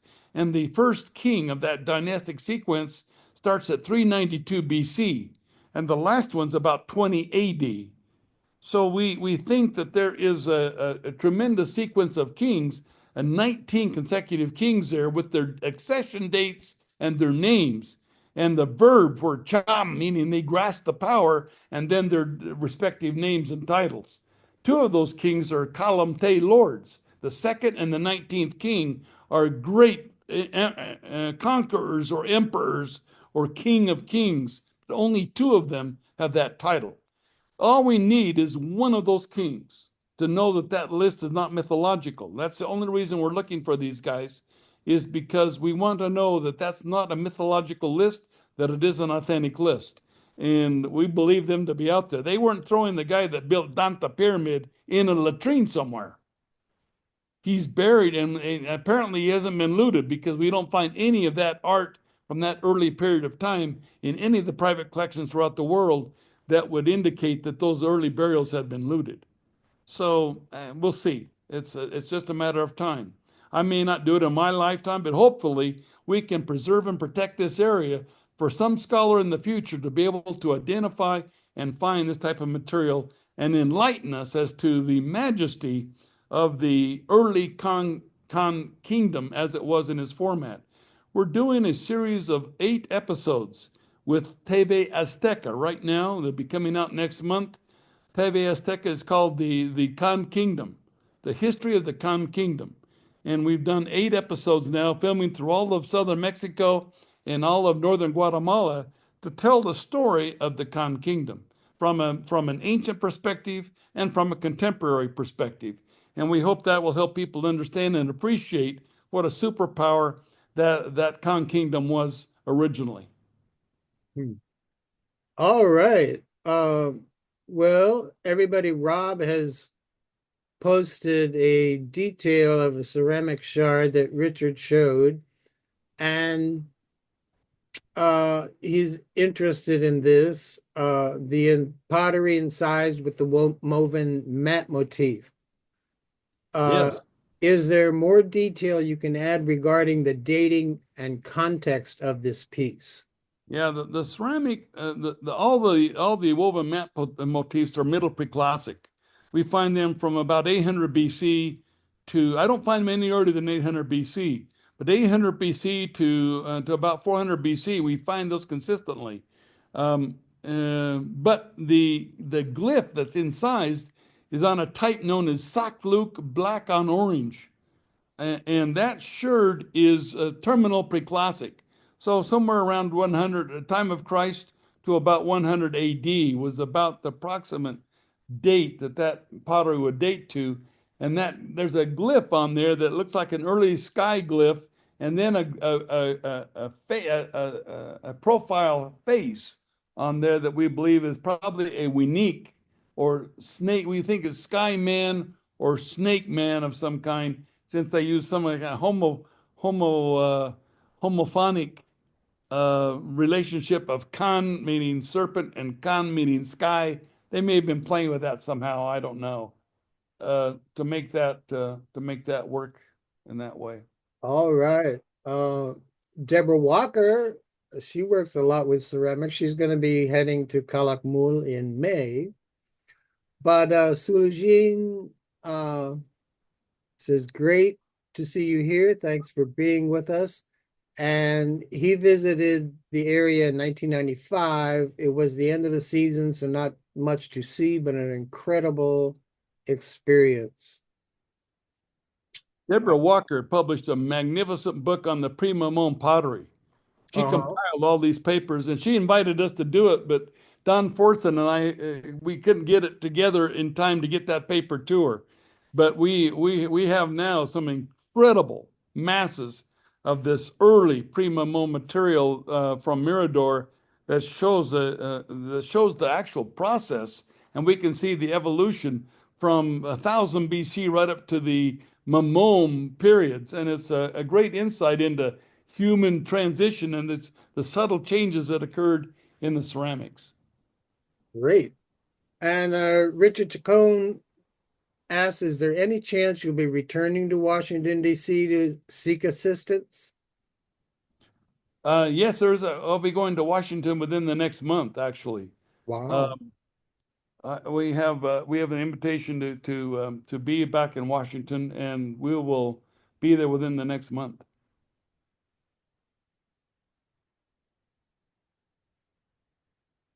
All right. So someone else is asking, going back to the ceramic figure faces you showed at the beginning of your lecture, would the hollowed out eyes suggest that at one time they contained precious stones? That's another great question. I I I have never I only found one figurine with what looks like some kind of a embedded bone fragment in the bottom of that pit, but we've never found any others that way. But we've never found any of them, and we found middle preclassic figurines at Knock Bay too, and other sites, but we've never found that with the actual incrustation in the eye. But it's entirely possible, and that's a very diagnostic feature of those early figurines, or the punctate eyes. I might mention also that Josephine Thompson's with us. Josie has been working on the LiDAR material, and Josie's done a great job in a lot of the images that you see was or the of the LiDAR was images that she processed and that she's been working with tirelessly to get this material available, and we have a book coming out right now on the LiDAR of El Mirador, just the side of El Mirador. It'll be 450 pages. In fact, I'll show you. I've got some of it right here. In fact, this is the size, the actual size of each page is 19 by 14 inches, each page of the book, which will be coming out shortly, Idaho State University Press. All right, and Mark says he wants y'all to know that I'll be teaching glyph workshop in Guatemala City at the museums in late June, after June 22nd to early July, maybe the 6th. Inquire to Richard for me for more details. Mark is doing teaching our class a glyph our introductory glyph to introduction to Maya hieroglyphic writing, and we're training my staff out here. I've got about a great team of 30 Guatemalan archaeologists, and we're training them on the epigraphy as well as any other interested individuals that want to learn more about Maya hieroglyphic writing. Of course, Mark Van Stone has worked with Michael Coe, published that great volume on the introduction to Maya hieroglyphic writing, and I recommend that book to anybody. You can get it on Amazon, and you're welcome to come and take the classes. You're welcome to have it. We have a field school, by the way. Go to Idaho State University / anthropology and field schools, and that you can actually get credit. If you have students, for example, that want a great experience and look for a master's or a doctoral dissertation, we've got a field school at Idaho State University at Mirador that they can participate in, and it's a 6-week long program, and Mark will help us with that. We teach epigraphy, we teach archaeology, we teach conservation, we teach all the different disciplines involved in that type of investigation, including the consolidation of architecture. So it gives people a great opportunity to learn and appreciate the intricacies of excavation in a remote tropical site. Mark, I see you're unmuted. You want to say anything? I just wanted to say it's a magnificent experience. It's rough. It's a 3-day walk to get in, or an expensive helicopter ride. But there's a lot to see. And which I say, the first day I was there, I found a 9-foot long boa constrictor snake skin that had just been shed. I was like, "Oh, this is a great place to be." Were you able to keep it? I was able to keep it, and I preserved it until I brought it home and put it on display in my house, and the bugs got at it. So it's now in my freezer. Yeah, go ahead and send me the information on your workshops and stuff, and I'll publish it in the IMS Explorer and the Aztlander for you. And Mark, you're speaking what, in December for the Aztlander, right? December, is that my date? Okay, whatever you say. Yeah, that's what you said. Although I still have a question mark because we didn't pick an exact date, but I would want it to be earlier in the month so it doesn't bother anybody's holidays, Like the first week or so. Yeah, you're my only person in December. And then Mark Elmy, I see you're still here. And Mark, he's planning a trip maybe in March to walk into El Mirador. Here he is. Yeah, hi. Yeah, here in San Pablo La Laguna in Sololá, Guatemala. And yeah, I had the pleasure to meet Dr. Hansen on the very first time that I walked there in 2016, and this will be my 6th journey going in. Wow. Congratulations. Thank you. And I always do the 6-day loop with Nak Bay and Wakna in it, because there's just something very special about Nak Bay. So I was very excited to hear about the extra bits that you're going to be exposing over the next couple of years. Hopefully my legs will still be good enough to carry me there in a couple of years' time. Well, when you see what we have under that backfill I put there, you'll want to even crawl in, Mark. It's that exciting. Well, usually on the way from Nak Bay out to La Florida, I'm pretty much crawling by the end of that 34-kilometer walk. But, yeah, I was hoping I might bump into you again one of these days at there, but I always go in March or April when it's so dry. Yeah, it's a little hot, and the ticks and chiggers are really voracious in that period of time. I suggest late May or June. The rains start, but actually by the July we have what we call the canicula, which means it's nice and moist, but it doesn't rain. It clouds up, but it doesn't really rain. So it's a great period from a great time to come in. Okay. And it's a Maybe little I'll have a cooler. think It's a little cooler than that April sun it's hellish. Yeah, that's for sure. But the clear skies, I got an amazing Milky Way picture from the top of El Tigre from last March. Yeah, Absolutely stunning up there. sunset view up there is spectacular. I just came back yesterday from Mirador, and I have to say that on top of the building were 32 tourists on top of Tigre. It's the most heavily visited building we have because the sunset is so spectacular from that building. So we've got to finish the consolidation of that building so that it's protected and preserved from all these people that are trekking up that building. And it's something that we've got to do. It just takes a lot of money to do it.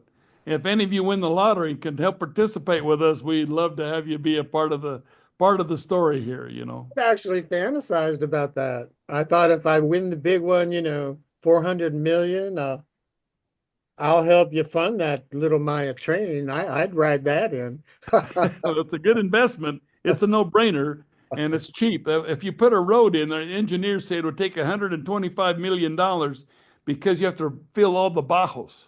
Yeah. And you would alter the system, and then you make something really handy for the organized crime. But a miniature train is about $13 million. So we think that's the solution. I mean, and talking about the crime, that's mostly, is it looting or drug related? It's laundering of drug money. Laundering of drug money. But I mean, are they using little airstrips or Well, there's dozens of airstrips out there. and They're why not in the isn't basin, not in the basin to the west of us, in and Laguna Tigre. so I mean lived in Guatemala back during the problems, and they used to drop bombs even on the highway in the Petén or on Lake Atitlan. Why don't they just drop bombs on the airstrips? Well, because it's a complicated issue, and it's complicated because there's so much money involved. They're not laundering millions, they're laundering billions with a B. Wow. So because of the money involved, it's a very, very complicated issue. Mm. I might just point out, though, that they've now been declared a terrorist organization, which means that a cruise missile could visit them at 3 o'clock in the morning anywhere in the world. Huh. That might make them think twice about some of this. I don't know. I don't really know. We've avoided any confrontation with them, but Uh, I think that it wouldn't be productive to do so. We just think we can neutralize them by making a roadless wilderness sanctuary yeah. of that basin so that they don't have roads and airstrips, and therefore that gives the Guatemalans a fighting chance to protect it. All right. Well, Josephine Thompson has been very patient. She'd like to talk about the LiDAR work. Go ahead, Josephine. Oh, well, thank you. It's so nice, Jim, to meet the group of archaeologists and travelers worldwide and share, listen to Richard. I always enjoy his story. I've known him for 24 years now. I started with Global Heritage Fund. My first assignment was to put the regional data together and do a regional map in 2003. I first introduced Richard to the NASA data, which is where this fire map comes in. It's a little bit contentious, but we did data integration back then. And then our work has culminated in the LiDAR analysis in the contiguous Mirador-Calakmul Karst Basin, Guatemala. But I want to say one thing about Richard, knowing him all these years. He's very, very shrewd in his scientific approach. And prior to doing this Cambridge Oxford publication with Carlos, Richard, and myself, and other Guatemalans on the team, he did the Karst Basin geomorphology, proving that the basin is a natural unit. It's a karst basin. So that was really important. And I applaud Richard for doing that because it shows the natural unit of the basin.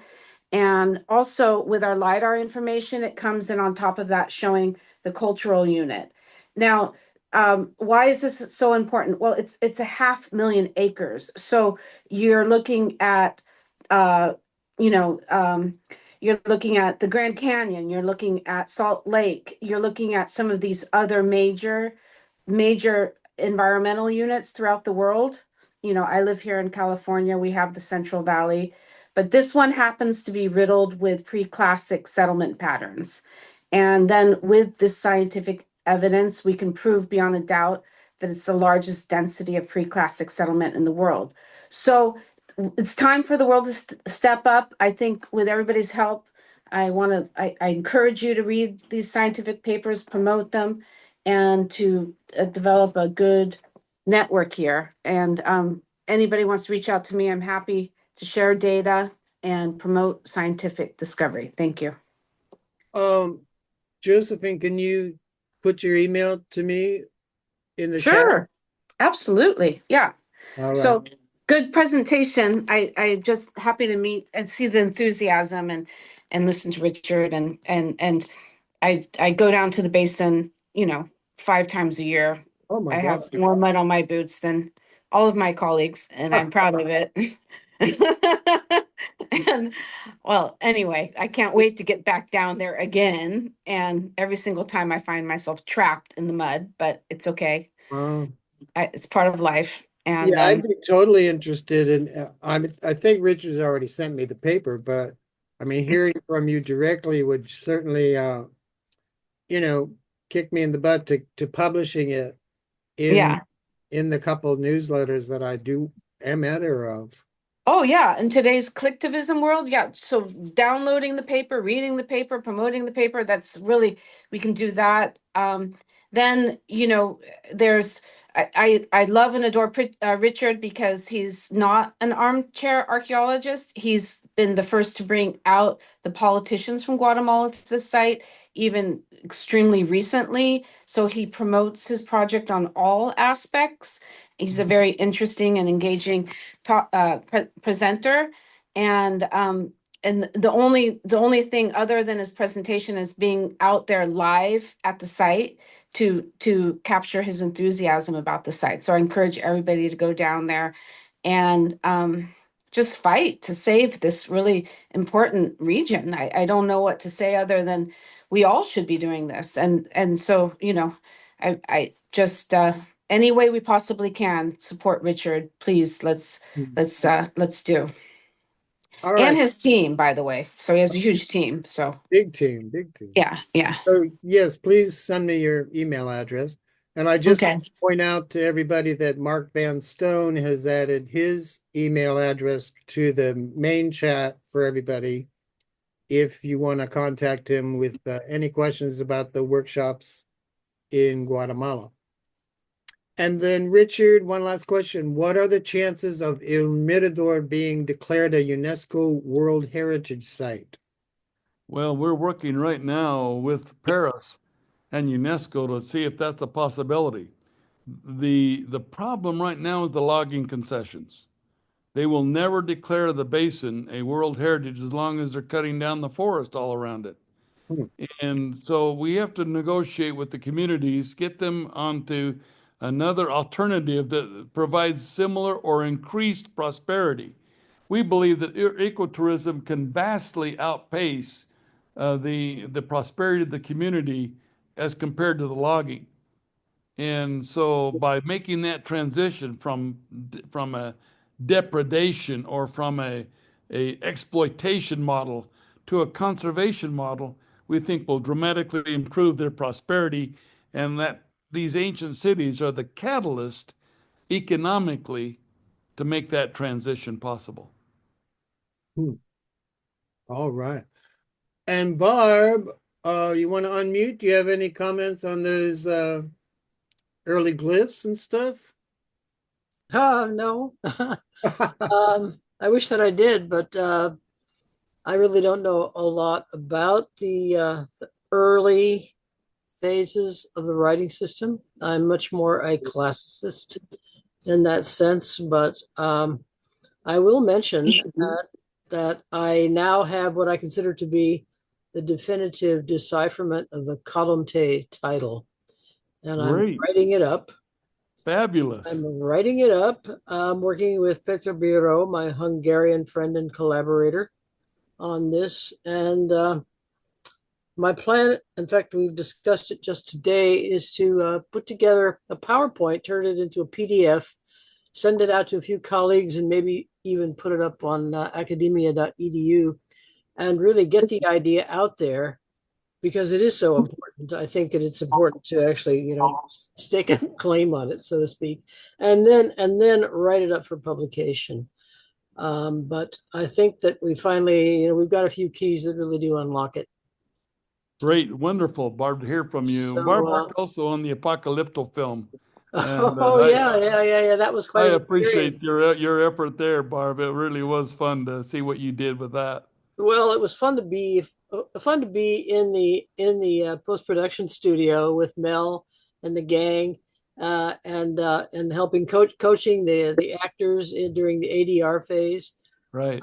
and adding things, adding crowd scene murmurations and things like that. It was quite an experience, I'll have to say. So yeah. It's not something that a lot of people know, but that I did work on Apocalypto during the fall. I think there was a fall of 2006. Yeah. I think I made 5 or 6 trips to LA in order to to be in the midst of all of that. And Yeah, yeah, that was fun. yeah, we know. I was keenly aware of that, and we appreciated your contribution there. Well, I'm glad to have been invited. It was very special. I haven't ever done anything like that before or since. Yeah. You never told me that, Barb. Yeah. Well, you never asked me that, Jim. How would I bring it up? You want to do it? You want us to do a presentation sometime on the production of Apocalypto? I do have a story to tell, but I probably ought not to make it quite so public. But it had to do with I'll just drop a hint that we introduced something for the macaw to say as the captives were being transported through the market. And unfortunately, it did not make the final cut. Oh, I did an article for Springer Press called on Springer, published by Rick Chacon and Ruben Mendoza, on the ethics of Amerindian anthropology, and I published a paper on Apocalypto. So those that are interested can look that one up. It's on academica.edu, and it's actually one of my more popular papers. I've got about 11,000 reads on that paper. Can you give us a synopsis? Yeah, I pointed out we had huge criticism of that film. And I know. The archaeological evidence for what was going on by 1511 AD, when the story takes place. When I pointed out all the archaeological evidence, it kind of had to a rained on their parade kind of a thing, Mm-hmm. Mm-hmm. Well, there is that risk, I think if you stick your neck out and say something that hasn't established itself in consensus opinion, which I do now. I do that in epigraphy a fair bit, but it's taken me 40 years to put together the cojones to do it. But I do it now, and I'm willing that's to. What's going on, and the evidence is overwhelming. The evidence is overwhelming. But I think it takes a while before you develop that level of confidence. But it's not just confidence; it's knowledge. Yeah, that's right. That's right. Anyway, it was a hoot for me to work on Apocalypto. There was a period during which I wasn't so sure that I wanted people to know about it because there was that pall over it. But right. I don't feel that way about it at all. It had a dark shadow over it. Yes. Read the article that I wrote. It's called Revisionism, Aboriginalism, Revisionism, and Emicatic Truth. All right, I'll check it out. It's on Academia. I'll go find it. It's on Springer, and it's on America.edu. Oh, okay. All right. Academia.edu. It's on academia.edu. Yeah, I'll check it out. Right. And Elaine and David Shealy, is there anything you'd like to ask? They're still muted. Otherwise, there's no more questions in the chat. I noticed that Alan Christensen pointed out that the decapitation was occurred when he was in the blowgun, and that's right. I forgot about that. I only referred to the decapitation when his head was rolling around, and they thought as a rabbit at the very end. Oh, cool. This is a wonderful story. It's amazing. Somebody ought to do with the computer technology and AI. Somebody could do a great story on the Popol Vuh. Yeah. It'd be a fascinating movie, and all we have, I've been using in classes for years, the cartoon version. Yeah, sort of animated. Popol Vuh. Yes, yeah. Patricia Emlin's. I think was it Patricia Emlin or it was Patricia Emlin. Yeah, that did that cartoon version of the Popol Vuh. It's really excellent. It's a great story. It is. It's a great cartoon. And the imagery is taken. I mean, it is cartoonish in a way, but the imagery is taken from Maya ceramics. A lot of textile ceramics as well. Yeah. So that's right. All right. Well, does anybody else want to break in and ask a question? Well, we put them all to sleep. That's a good sign. Thanks, Jim, for the privilege of being with you. I appreciate your group. I appreciate the IMS the Aztlander production that you do. And thanks for the opportunity to be with you tonight. And Elaine says, it looks like they don't want to talk, but Elaine says, David says to say hello to his old friend Richard. Great. Yeah. And Linda, of course, was a hero. That's where I was with David Stewart, and I were among the first students of hers when she formed those classes way back in Austin. Oh, really? And I've eternally indebted to Linda Shealy. And so I appreciate David, and of course Elaine's following steps. She's been deeply involved with anything Mesoamerican for decades now. Right. We appreciate those contributions. Yeah, I always share Linda's drawings when I can, and I just feel sorry I never got to meet her. I've met the Josrens and Nick Hopkins and Mark Zender and all of the greats, but I guess that was a little bit too early for me. I think I was living in Belize at the time. But, yeah, 1977. Where were you in the fall of 1977? I might have been just coming back from Belize. Well, that's when Linda first came, I think.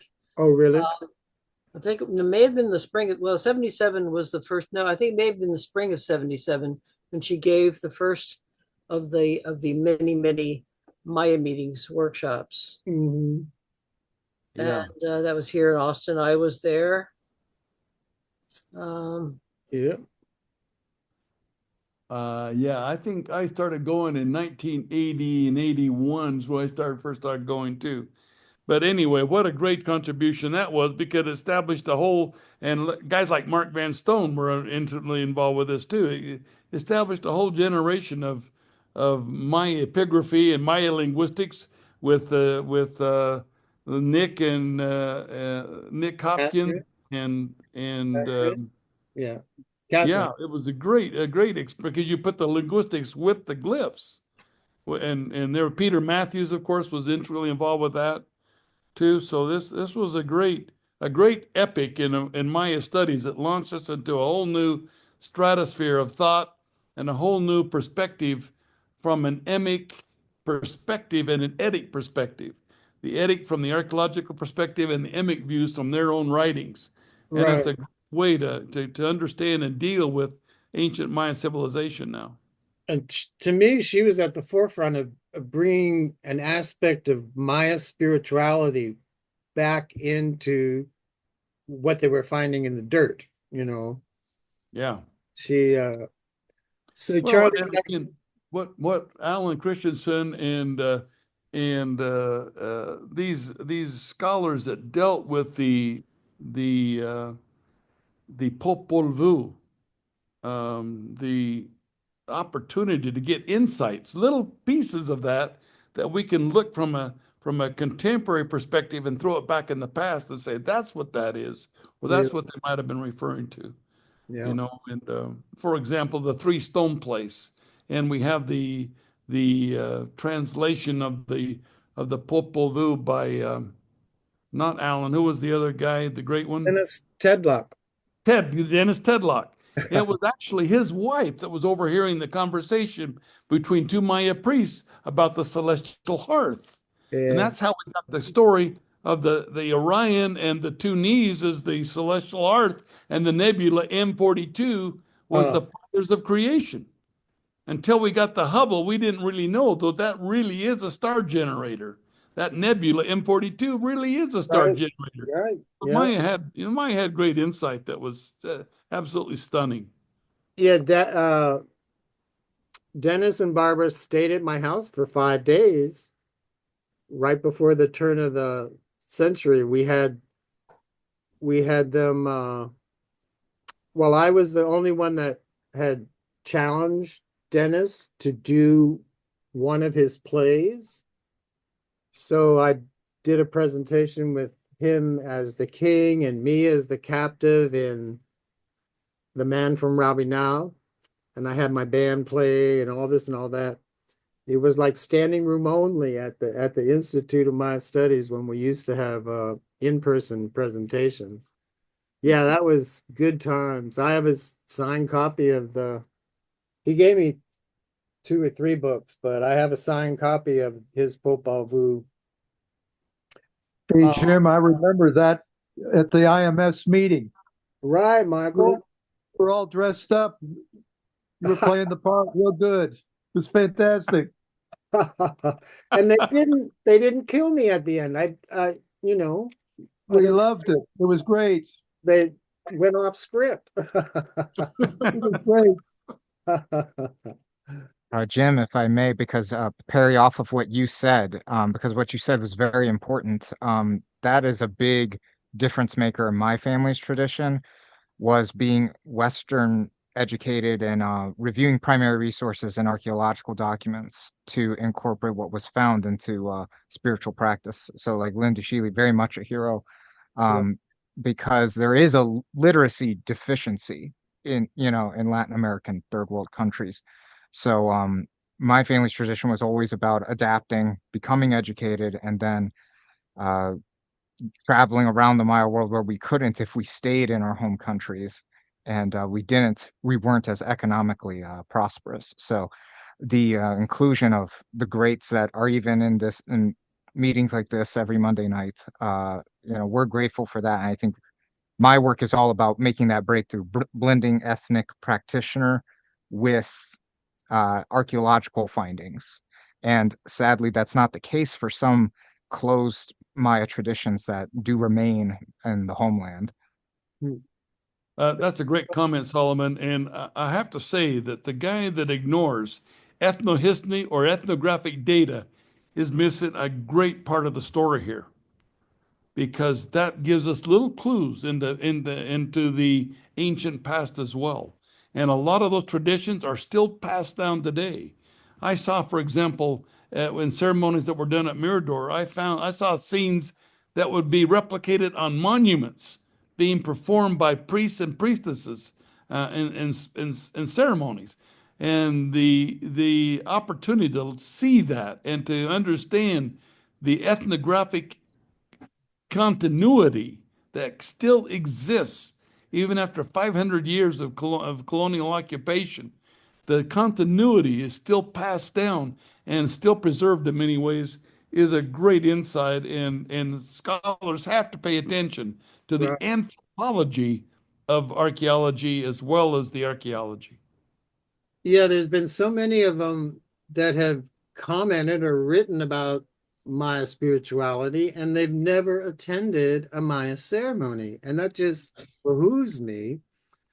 And I've seen there was one time we were with a big group and Maya elders at Zibil Chaltun around the cenote, and here was a big rainstorm coming, and the dragonflies were flying around and the rain drips were starting to drop on the cenote, and the Maya man did his incantations, and the storm moved on either side of us and didn't wet all the participants.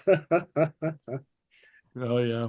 And I described last month about being with the Quiche in Momostenango in a ceremony on the mountain, when the elder was just crying like a baby afterwards because the Maya gods had showed their faces.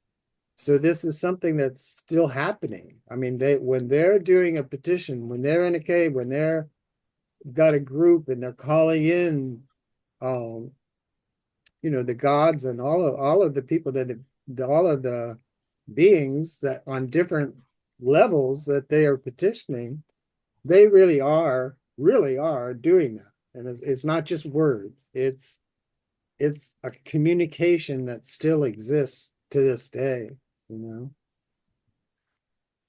Well, like I say, you have to appreciate and we actually need more ethnographic studies. We kind of lost the anthropological perspective of this. There needs to hopefully be the indigenous society themselves that record this. And like Solomon was saying, we need educated Maya to come in and record some of these traditions and these stories, and maybe give us an account of their sacred books that they still have. It would be wonderful to have that information that we could then use for ethnohistoric and ethnographic comparisons to the archaeological data. So one last question here. Is there any research papers on the aquaculture of the basin in the ancient canals, like fish species, turtles, and so on? On the aquaculture, yeah, we recovered parrotfish remains at Mirador, but it was probably salted and brought in. We don't have that. We don't have that. It's very hard to find fish bones, and we managed to find remains of parrotfish because of the skeletal formation of the beak. But boy, Ray Matheny first, and Don Forsyth and Deanne Gurr worked at ZNA, and they first identified those big preclassic canals that had evidence of aquaculture. So there must have been a big business for them anciently too. And I'm sure that they, in those chinampa type fields that we had at Mirador, they probably have it. We just don't have the data yet. We need more trash mounds, and we need more flotation to find the scales, the fish scales, and perhaps some of the cartilage from those fish. Mhm. I know in the Chiapas, what is that one famous town outside of Mexico City? Xochimilco. Yeah. And then they're breeding the axolotls, the catfish-like Yeah, fish. yeah. And they're using them not just to fertilize what's growing, but also as a food source. I think they found alligator gar in Belize too, in preclassic context. So the alligator gar, and we don't have that yet. All we have for sure is the parrotfish from the Oh, Caribbean. But I doubt they were running that fish in. I think they were salted yeah. on the coast. They're brought in as salted fish and consumed at the site. We have a And, lot of dog though. They were consuming a lot of dogs, oh yeah. a lot of dog remains. Huh. Any more insight into the bird feeding the fish in the iconography? How might that relate to royalty symbolism? Well, that's a great metaphor. You know, in all classic depictions of that aquatic bird, he's eating the fish. I think at the collapse, they even lost the original intent or content of that metaphor, because these birds feed their little ones by vomiting in the mouth. Right. And if you look carefully at that image, at the actual stucco, the lips of that, and I've got an article I'm preparing now to produce with all this, now that we have more carbon dates. I've got the article about the entire frieze. We were also excavated 43 more meters of that frieze. Oh yeah. But the fish lips are on the outside of the beak of the bird. So the bird is actually feeding the fish. He's not eating the fish. Huh. And that we believe that that's some kind of a symbolism. Well, who's the fish? Maybe it's humanity, and the gods are feeding humanity, or it's some type of metaphor like that. But it's very clear that he's feeding the fish. He's not eating the fish, as you Right. see in the classic period. Well, we have right out here in the canal behind the house, anahingas or the cormorants that show up in the Maya iconography, but they are also representative of being able to move from the water world to the middle world to the air, the upper. Yeah, they cover all bases, don't they? Yeah, they cover all bases. So I think that's an important connection. But I've seen them eating fish. I've never seen them feeding fish. Yeah, we haven't either. But they feed their young by vomiting in the mouth of little ones. And Right. Oh, yeah. so, by the fact that that bird, the lips of that fish are on the outside of the beak of the bird, shows exactly what's going on there. Huh. Very interesting. All right. Well, it looks like questions have died down. Is there anybody one last chance to ask a question in person? Well, they've all Hey, gone to sleep, Reed. That's a hey, good Rich. sign. Thank you for your time and the privilege of being with you again. And we're grateful. We have a lot to do yet. We welcome anybody that needs participation. We'd love your participation with us. We're looking for scholars and for interested people to come out and be a part of this. We only have 417 cities in that basin, so there's plenty to do. And is Stanley Winter still working with you? Oh yeah, Stanley's, in my estimation, one of the greatest epigraphers. What's Mhm. amazing about Stanley is that not only does he read Maya glyphs, he reads Egyptian, he reads Sumerian, he reads the Khmer texts, Hmm. and very few epigraphers can handle that wide range of ancient script. Right, right. He's incredible. He's absolutely a genius. Uh, One last question. What type of dog species are related to this? What time of what? What type of dog species? Oh, that hairless dog, the Oh, hairless yeah. Mexican dog. Yeah. Now, we have found, and this is published by oh my gosh, Eastern Washington University. I'll think of just a second. She's a wonderful scholar. She published the evidence of domestic turkey at Mirador. Um, we have domestic turkeys that are being consumed, the Mexican domestic turkey, as opposed to the ocellated turkey, which is all we find today. Right. So the Maya were actually had the domestic turkey there as well. A lot of white-tailed deer, but the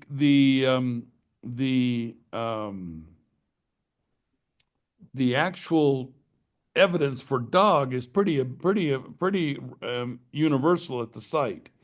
They ate a lot of those hairless dogs, and we find a lot of that bone material everywhere.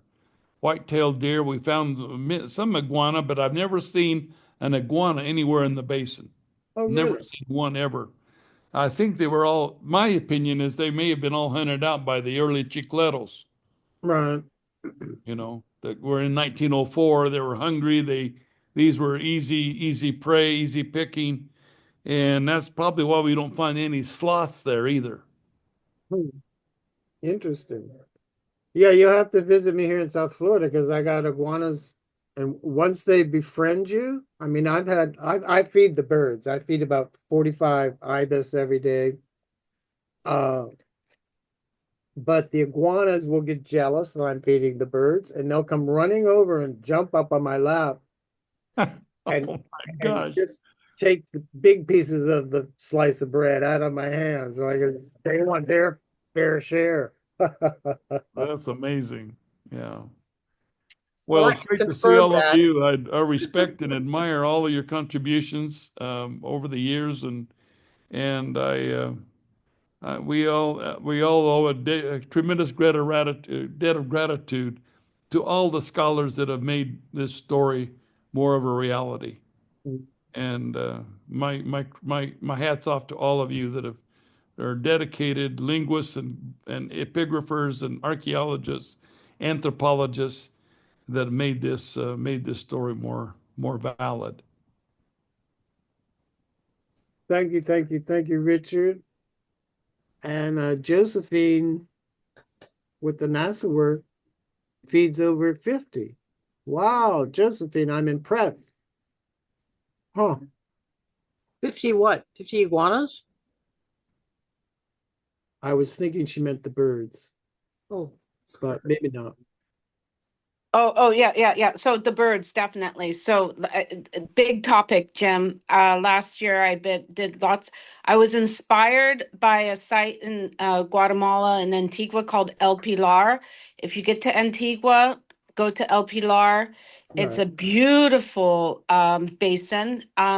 And they have a stairwell that goes up, and it's specifically saved for the birds. That's where we went with Cornell Ornithology. That's how captivating it was. I also have lots of other bird recommendations, but they would set up their trellises for the hummingbirds.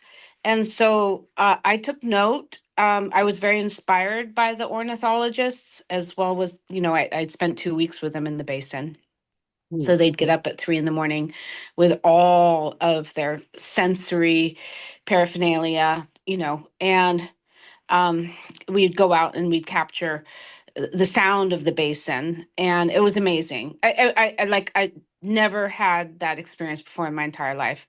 So orange-breasted falcons, all of the birds, they were interested in a type of uh, bluebird, that a Yucatan jay, that seems pretty innocuous, but the Yucatan jay was very interesting to them. And once they showed interest, I was very interested too. So I was like, I am so interested in the Yucatan jay. So that was good because it was contagious, and that's what Richard has. He has that type of energy that's contagious. And that's why I'm here talking to you about the Yucatan jay, because of Richard's energy, right? Huh. So also in part why I designed trellises in my backyard to attract all of the hummingbirds and all the birds. And I count them, and I go out there and I have my binoculars that Cornell introduced to me in Mirador Basin. And, I just do wildlife observation in my backyard. And anybody that wants to say that that's not a good idea, I defend my backyard space and say it is a very good idea. Exactly the same. Exactly the same. Right.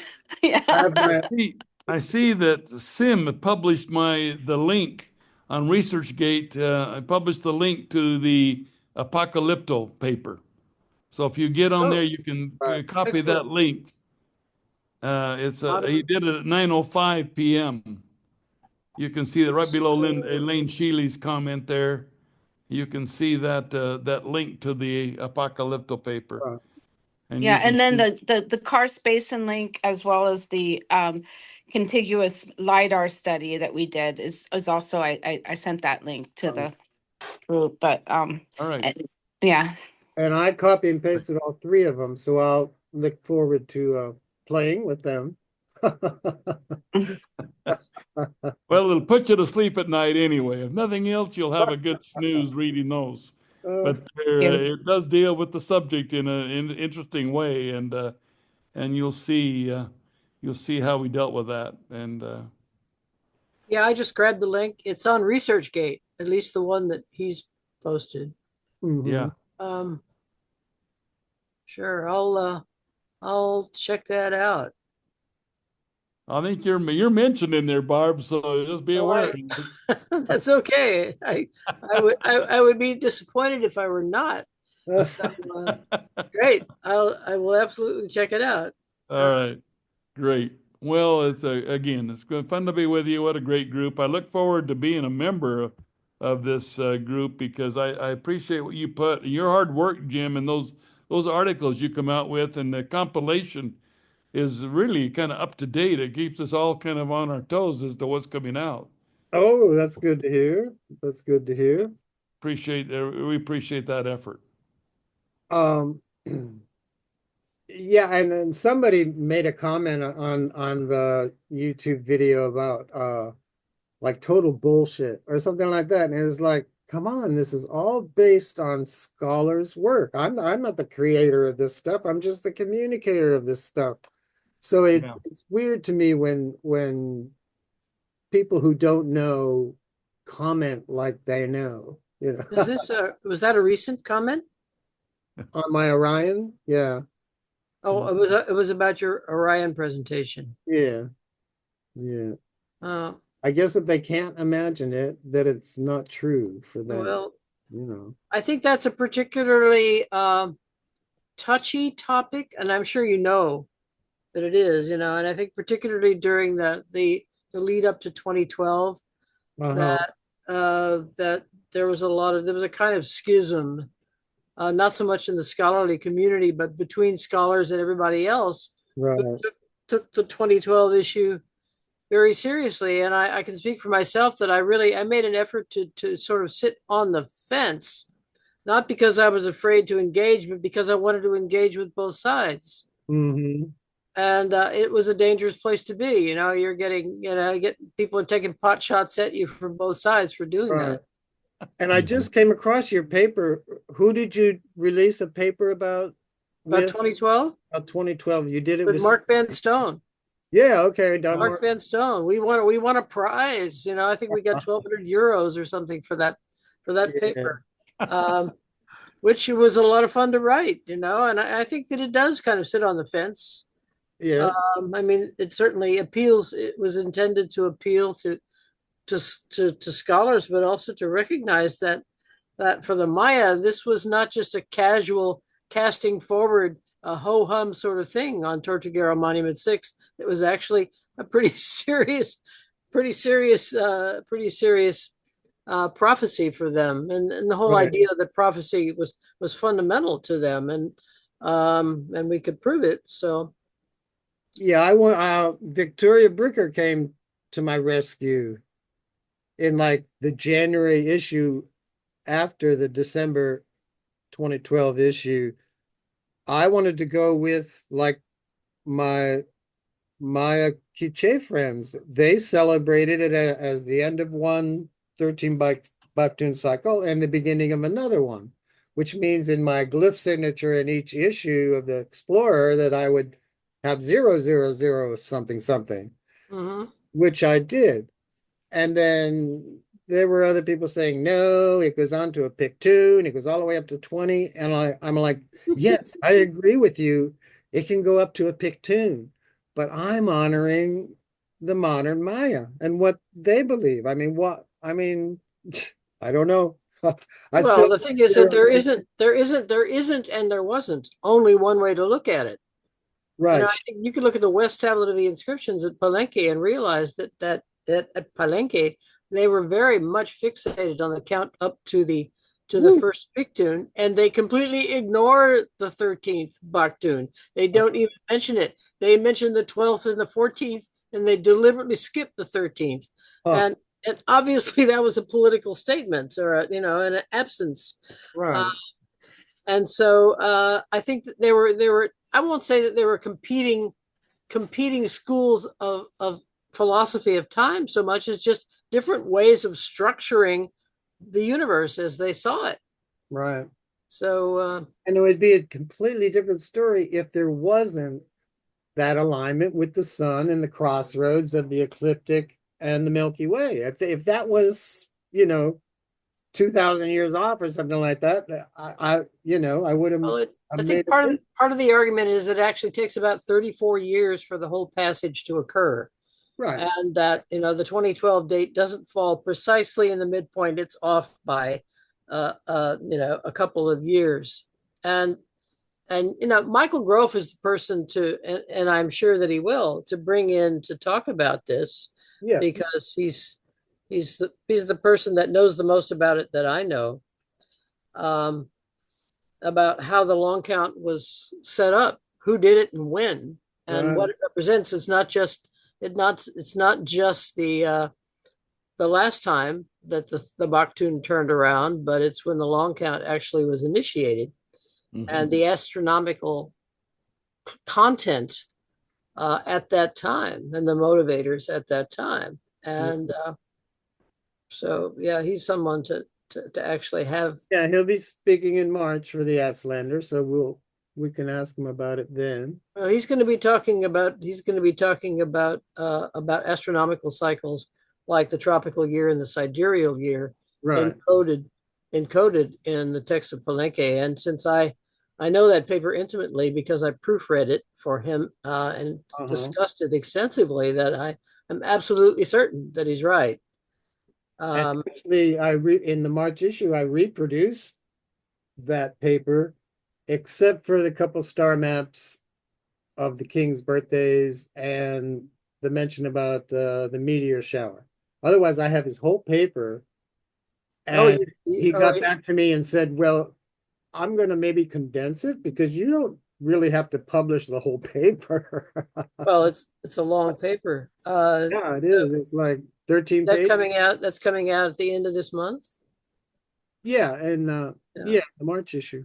Mhm. Right. Yep. Barbara, thank you for your work on the 2012 proposition because you're absolutely correct. Even today, Maya spiritual groups, they don't all agree on the same things. And I actually have my own theory about what actually happened in 2012. If we look at the end of the last Baktun cycle of the behavior of the Itza Maya in the 1600s with the Spanish, you can kind of see echoes of that in 2012, but in a more modern context. But no, you're absolutely correct about the spiritual groups not all aligning, and even their time philosophies changing over distance and culture. Well, I think that's kind of a human phenomenon, and I think we should accept that there's a plurality of perspectives, and that doesn't mean that they're all equally right, but it means that there are multiple ways of looking at it, which probably are legitimate. I mean, one of the things that I'm thinking about currently, and it has to do with new work, some of it undeciphered, is the actual a new translation of the Erede statement about the changing of the hearth, which is what it is. It's Chechla Kob Uti Chan was changed the Kob at the edge of the sky at the first three stones place. And the big unknown is, what is the Kob? It's spelled Koba.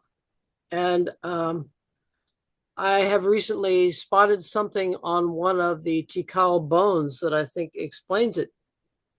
And I'm not sure that I should like divulge it yet. This is work that was done collectively by myself, Michael Grove, and Carl Calloway. And Carl especially has been working on the sets of Tikal bones, but there's a lot of little mathematical and astronomical formulas on those bones, and they aren't very widely known. One of them is the 311 peak formula, which I have written about and but never formally published. Mark Van Stone published some of it in his book on 2012. In fact, John Major Jenkins published some of it in one of his later books on 2012. And so that's something that I'm actually thinking about submitting as a presentation for the WIAB conference coming up in Europe in the fall. And I might actually, if I can get the money together, actually attend that event. I would love to do it. Oh. But this particular thing that I'm talking about is the Kob, and how the Kob is Kob. I'm spelling it with a glottal K. Kob functions as an astronomical or a mathematical datum point. I think it is actually a mathematical term. People think that it might mean something like mask or pedestal, and that may be some kind of a metaphor for it. But I think it's the point at which the structure of the long count changed, and that's what they're telling us. The actual structure of the long count, the datum point for the structure of the long count, changed on August 13th, 3114 BC. And there's more to say about it, and that requires talking about the text of this bone. And the simple fact that it's Forahau-8 also shows that it was been the Solkin and the Hab had been running already. So they didn't of course they have zero, zero image and one pulp. Right, Exactly. exactly. One image and one zero pulp. They didn't start there. They started at Forahau-8 So it shows the continuity, the cycle had been running long before that. And it's tremendous insight. I mean, we love this kind of exposure of the story. And it's a page of human history that we're pulling together from all different angles and make it available to the world. And that's the fun of this. This is why we do this, I guess.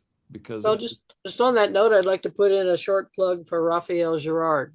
If anyone has not studied Raphael Girard, I strongly recommend his still available book, People of the Chan. Let me see if I can find it on my shelf. Let's see. Yes, he passed away before his time in Guatemala. This book right here. Read this book. It's about the ritual practices of the Chorti Maya in the middle 20th century. It's just astonishing. And for a long time, he took a lot of flack that he was claiming that the Chorti actually maintained a lot of practices from the classic Maya. And I think now that the evidence is showing that he was absolutely right about a great deal of it. So I agree. So He actually wrote a very good book called The Esotericism of the Popol Vuh too. I yes, didn't realize the name sounded familiar. I realized I have it on my bookcase. That's I have it that's a as deep well. dive. Mhm. Thank you for mentioning that. Yes. And Los Mayas Eternos, I have that one also. That one's out of print now, but it's right over there. Some amazing stuff there. And just to mention, you mentioned Carl Calloway, and I have him speaking on August 11th. Oh, that's perfect. Before him in June is Dory Vince. Do you say bidet? August 11th is the second solar zenith in the system of the Highland Maya. The 584283 puts the second solar zenith on August 11th. So that's actually right on. That's pretty significant. And we have Mark Elmy, who you met earlier, who's coming to El Mirador. He's going to speak in September. Oh, cool. Holly Moyes in October. About caves. Yeah. Holly? Yeah. Jeremy Coltman in November. And Marco Vanstonio in December. Vanstonio. Yeah, Mark actually stayed with me for about almost 2 weeks recently. He came for the Maya, the Meso meetings, and he stayed here with me, and we talked about a whole lot of stuff. Great. All right. He's a good friend. Jim, I'd just like to chime in on a topic that was mentioned a while back, but you are the most dynamic hub I know in both Europe and the whole of North America for all this Maya stuff. You bring people together. The newsletter is brilliant. These presentations are just so wonderful. And, I think I just hope you get recognition for all of this work. Well, thank you, Sim. That means a lot. That means a lot. I'll second that. I think that the Aztlander is moving into the domain of a very serious publication. I agree. It's addictive, and that's good. I mean, it keeps us up to date on what's going on with other people's work too. So it's well appreciated, Jim, and we recognize the hard work that is. It's not easy to pull all that together, and so you're to be commended for that. And plus, actually, I've been the editor of the Institute of Maya Studies Explorer for 24 years, but it's only 18 pages. It's strictly the Maya. You don't want to make one article be too long, but with the Aztlander, I can make it 40 pages long if I want to. I can reproduce, Michael Grove's paper in its full length. So I have a lot more play, and but thank you, Sim, and thank you, Richard, and thank you, Barb. That I'll go to bed at 4 o'clock in the morning feeling good about myself. That's one thing. I'm a night owl, and it's hard to get the doctors to work with you in the afternoon. It's like I've got that problem too. I can't. It's too stressful to think about taking a stress test at 7:30 in the morning. I normally get up at noon. I will confess. Right now, I get up at noon. I go to bed about 3. And if I have to get up early, like if I had to get up at 7 a.m., it would really wreck my night because I would not sleep well. Yeah. The night before, knowing that I have to get up 5 hours earlier than I normally would. Now, if I'm getting up to catch a plane, I can just, get myself to the airport and then sleep on the plane. But if I have to get up and be functional somewhere, if I have to drive somewhere, then I'm in peril. You know, and my day is wrecked. Uh, But and Josephine, thank you for your nice comment. And Charlie, Jim Reed is the new Maya roundtable personified. Thank you, Charlie. And thank you, Richard. It's been great hosting you. Excellent, PowerPoint that you put together, especially with even some the recent slides. mhm. All of the sites in the Karst Basin. It's amazing, amazing. And like I said, if I win the lottery big time, I'll fund that little train for you. Well, Well, I hope that's not going to be the only possible source of funding, you know, that we know, we're working on some other avenues, but it's expensive. I have to say, pre-classic architecture is a trick to work with because it's got at least 1,000 to 2,000 earlier than sites like Tikal. So as a result, we have to be much more careful in the excavation, removing the bad mortar, replace it with inject good mortar so that these buildings can stand in another 2,000 years. Mhm.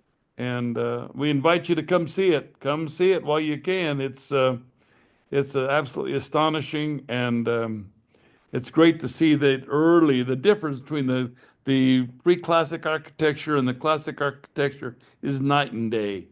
Night and day difference. So if you've seen the great sites like Palenque and Tikal, when you see the big pre-classic sites, it's a different experience because of the stone is different, the stairs are different, the art is different, the monuments are different, and the stucco is different, the mortars are different. It's entirely a different story of humanity that you can get a new perspective of this great society. Well, for me, I've got two knee replacements between now and then. The first is coming up the end of next month. I don't know how much trekking I'll be able to do after, but I'm hoping it's a lot more than I can do right now. Barb, you come out there. I have a multimula that can take you around. So we'll look at it Well, from I've got to get myself there, and you that's got to get there. Yeah, you yeah. got to. No, in my younger days, I used to do long walks. I walked across the state of Maine when I was 19. Took about a month, and I walked across the state of Washington when I was 20 the following summer. So I was into long distance backpacking at a time when people like me, single women, didn't do that kind of stuff, but I did. But my knees are telling me now that I wore them out, and so Well, I'm the helicopter is only a 40-minute flight from Flores. well. So, That would probably be my route of access. And Michael Coe, and Norman Hammond came in that way, and they just had a great experience. yeah. So, Well, I know Mark has told me a great deal about his trip in last summer. yeah. So, and he's coming out with a new version of reading Maya glyphs. It's going to be Is that right? published Yeah. later He's this going year. to start working on one. I didn't know where he was, so with it. Well, But he and I actually, I was his co-collaborator on it, and we spent about more than a year or so, about a year and a half, working on revising it. It's going to be published first in Spanish and German, and then the following year. he sure has a great hand for 2026. that, though. He's got the great calligraphy is fabulous. Oh yeah. He's an expert beyond the expert realm. He's very, very good. Yeah, very good. And he I can think Michael- draw Celtic knots from memory. He was just doing that on my kitchen table. I mean, Yeah. so, but anyway, that book will be out. Perhaps it depends on him finishing up all the new illustrations that are going into it. He's working on it now. By the end of this year, we hope to see it out in Spanish and German. Of course, this is the same book that was originally written by Michael Coe, and it includes a lot of Michael Coe's original text. Yeah. But I was there to update the epigraphy, and so we're feeling good about it. Yeah. Yeah. I Great. think Michael Coe actually spoke about that helicopter trip in one of his presentations. He said something like, I'm going to go out there as long as I don't have to go on the back of a mule or something. And they got me a helicopter and flew me in. So I actually I heard that about a year ago in some presentation. Well, Yeah. he passed away, I think about 5 or 6 years The ago. presentation was a long time, Yeah, a bit right. yeah. Yeah, no, Mike was a great guy and a good friend. Yeah, he was on my board for 3 years too, the board of directors of the Fairs Foundation. And then he just got too involved. He said, I got too many things to do to finish up before I check out. He said, Yes. so I let him off the board. But but when he came out to the site, he was bowled over by two things. He said, by the size and scale of these pre-classic cities and by the caliber of the archaeology that was going on out there. So it was a good tribute from a guy like him. Mm. All right, Richard. Well, thank you, So thank you, good. thank Thanks you. a lot. My best to all of you, and thanks for your interest. And Thank you and again, come Richard. see us. That was Love to have you awesome. come see us. That was awesome. All All right. right. So with that, Good night. Good night. thank you everybody for Hey, attending. everyone. Bye. Thank you, Sim. Thanks for watching this Aztlander presentation. And please subscribe to our YouTube channel. To receive free monthly issues of the Aztlander Magazine of the Americas, contact your host, Jim Reed, at my new email address, jimreedmaya@gmail.com. Thanks again.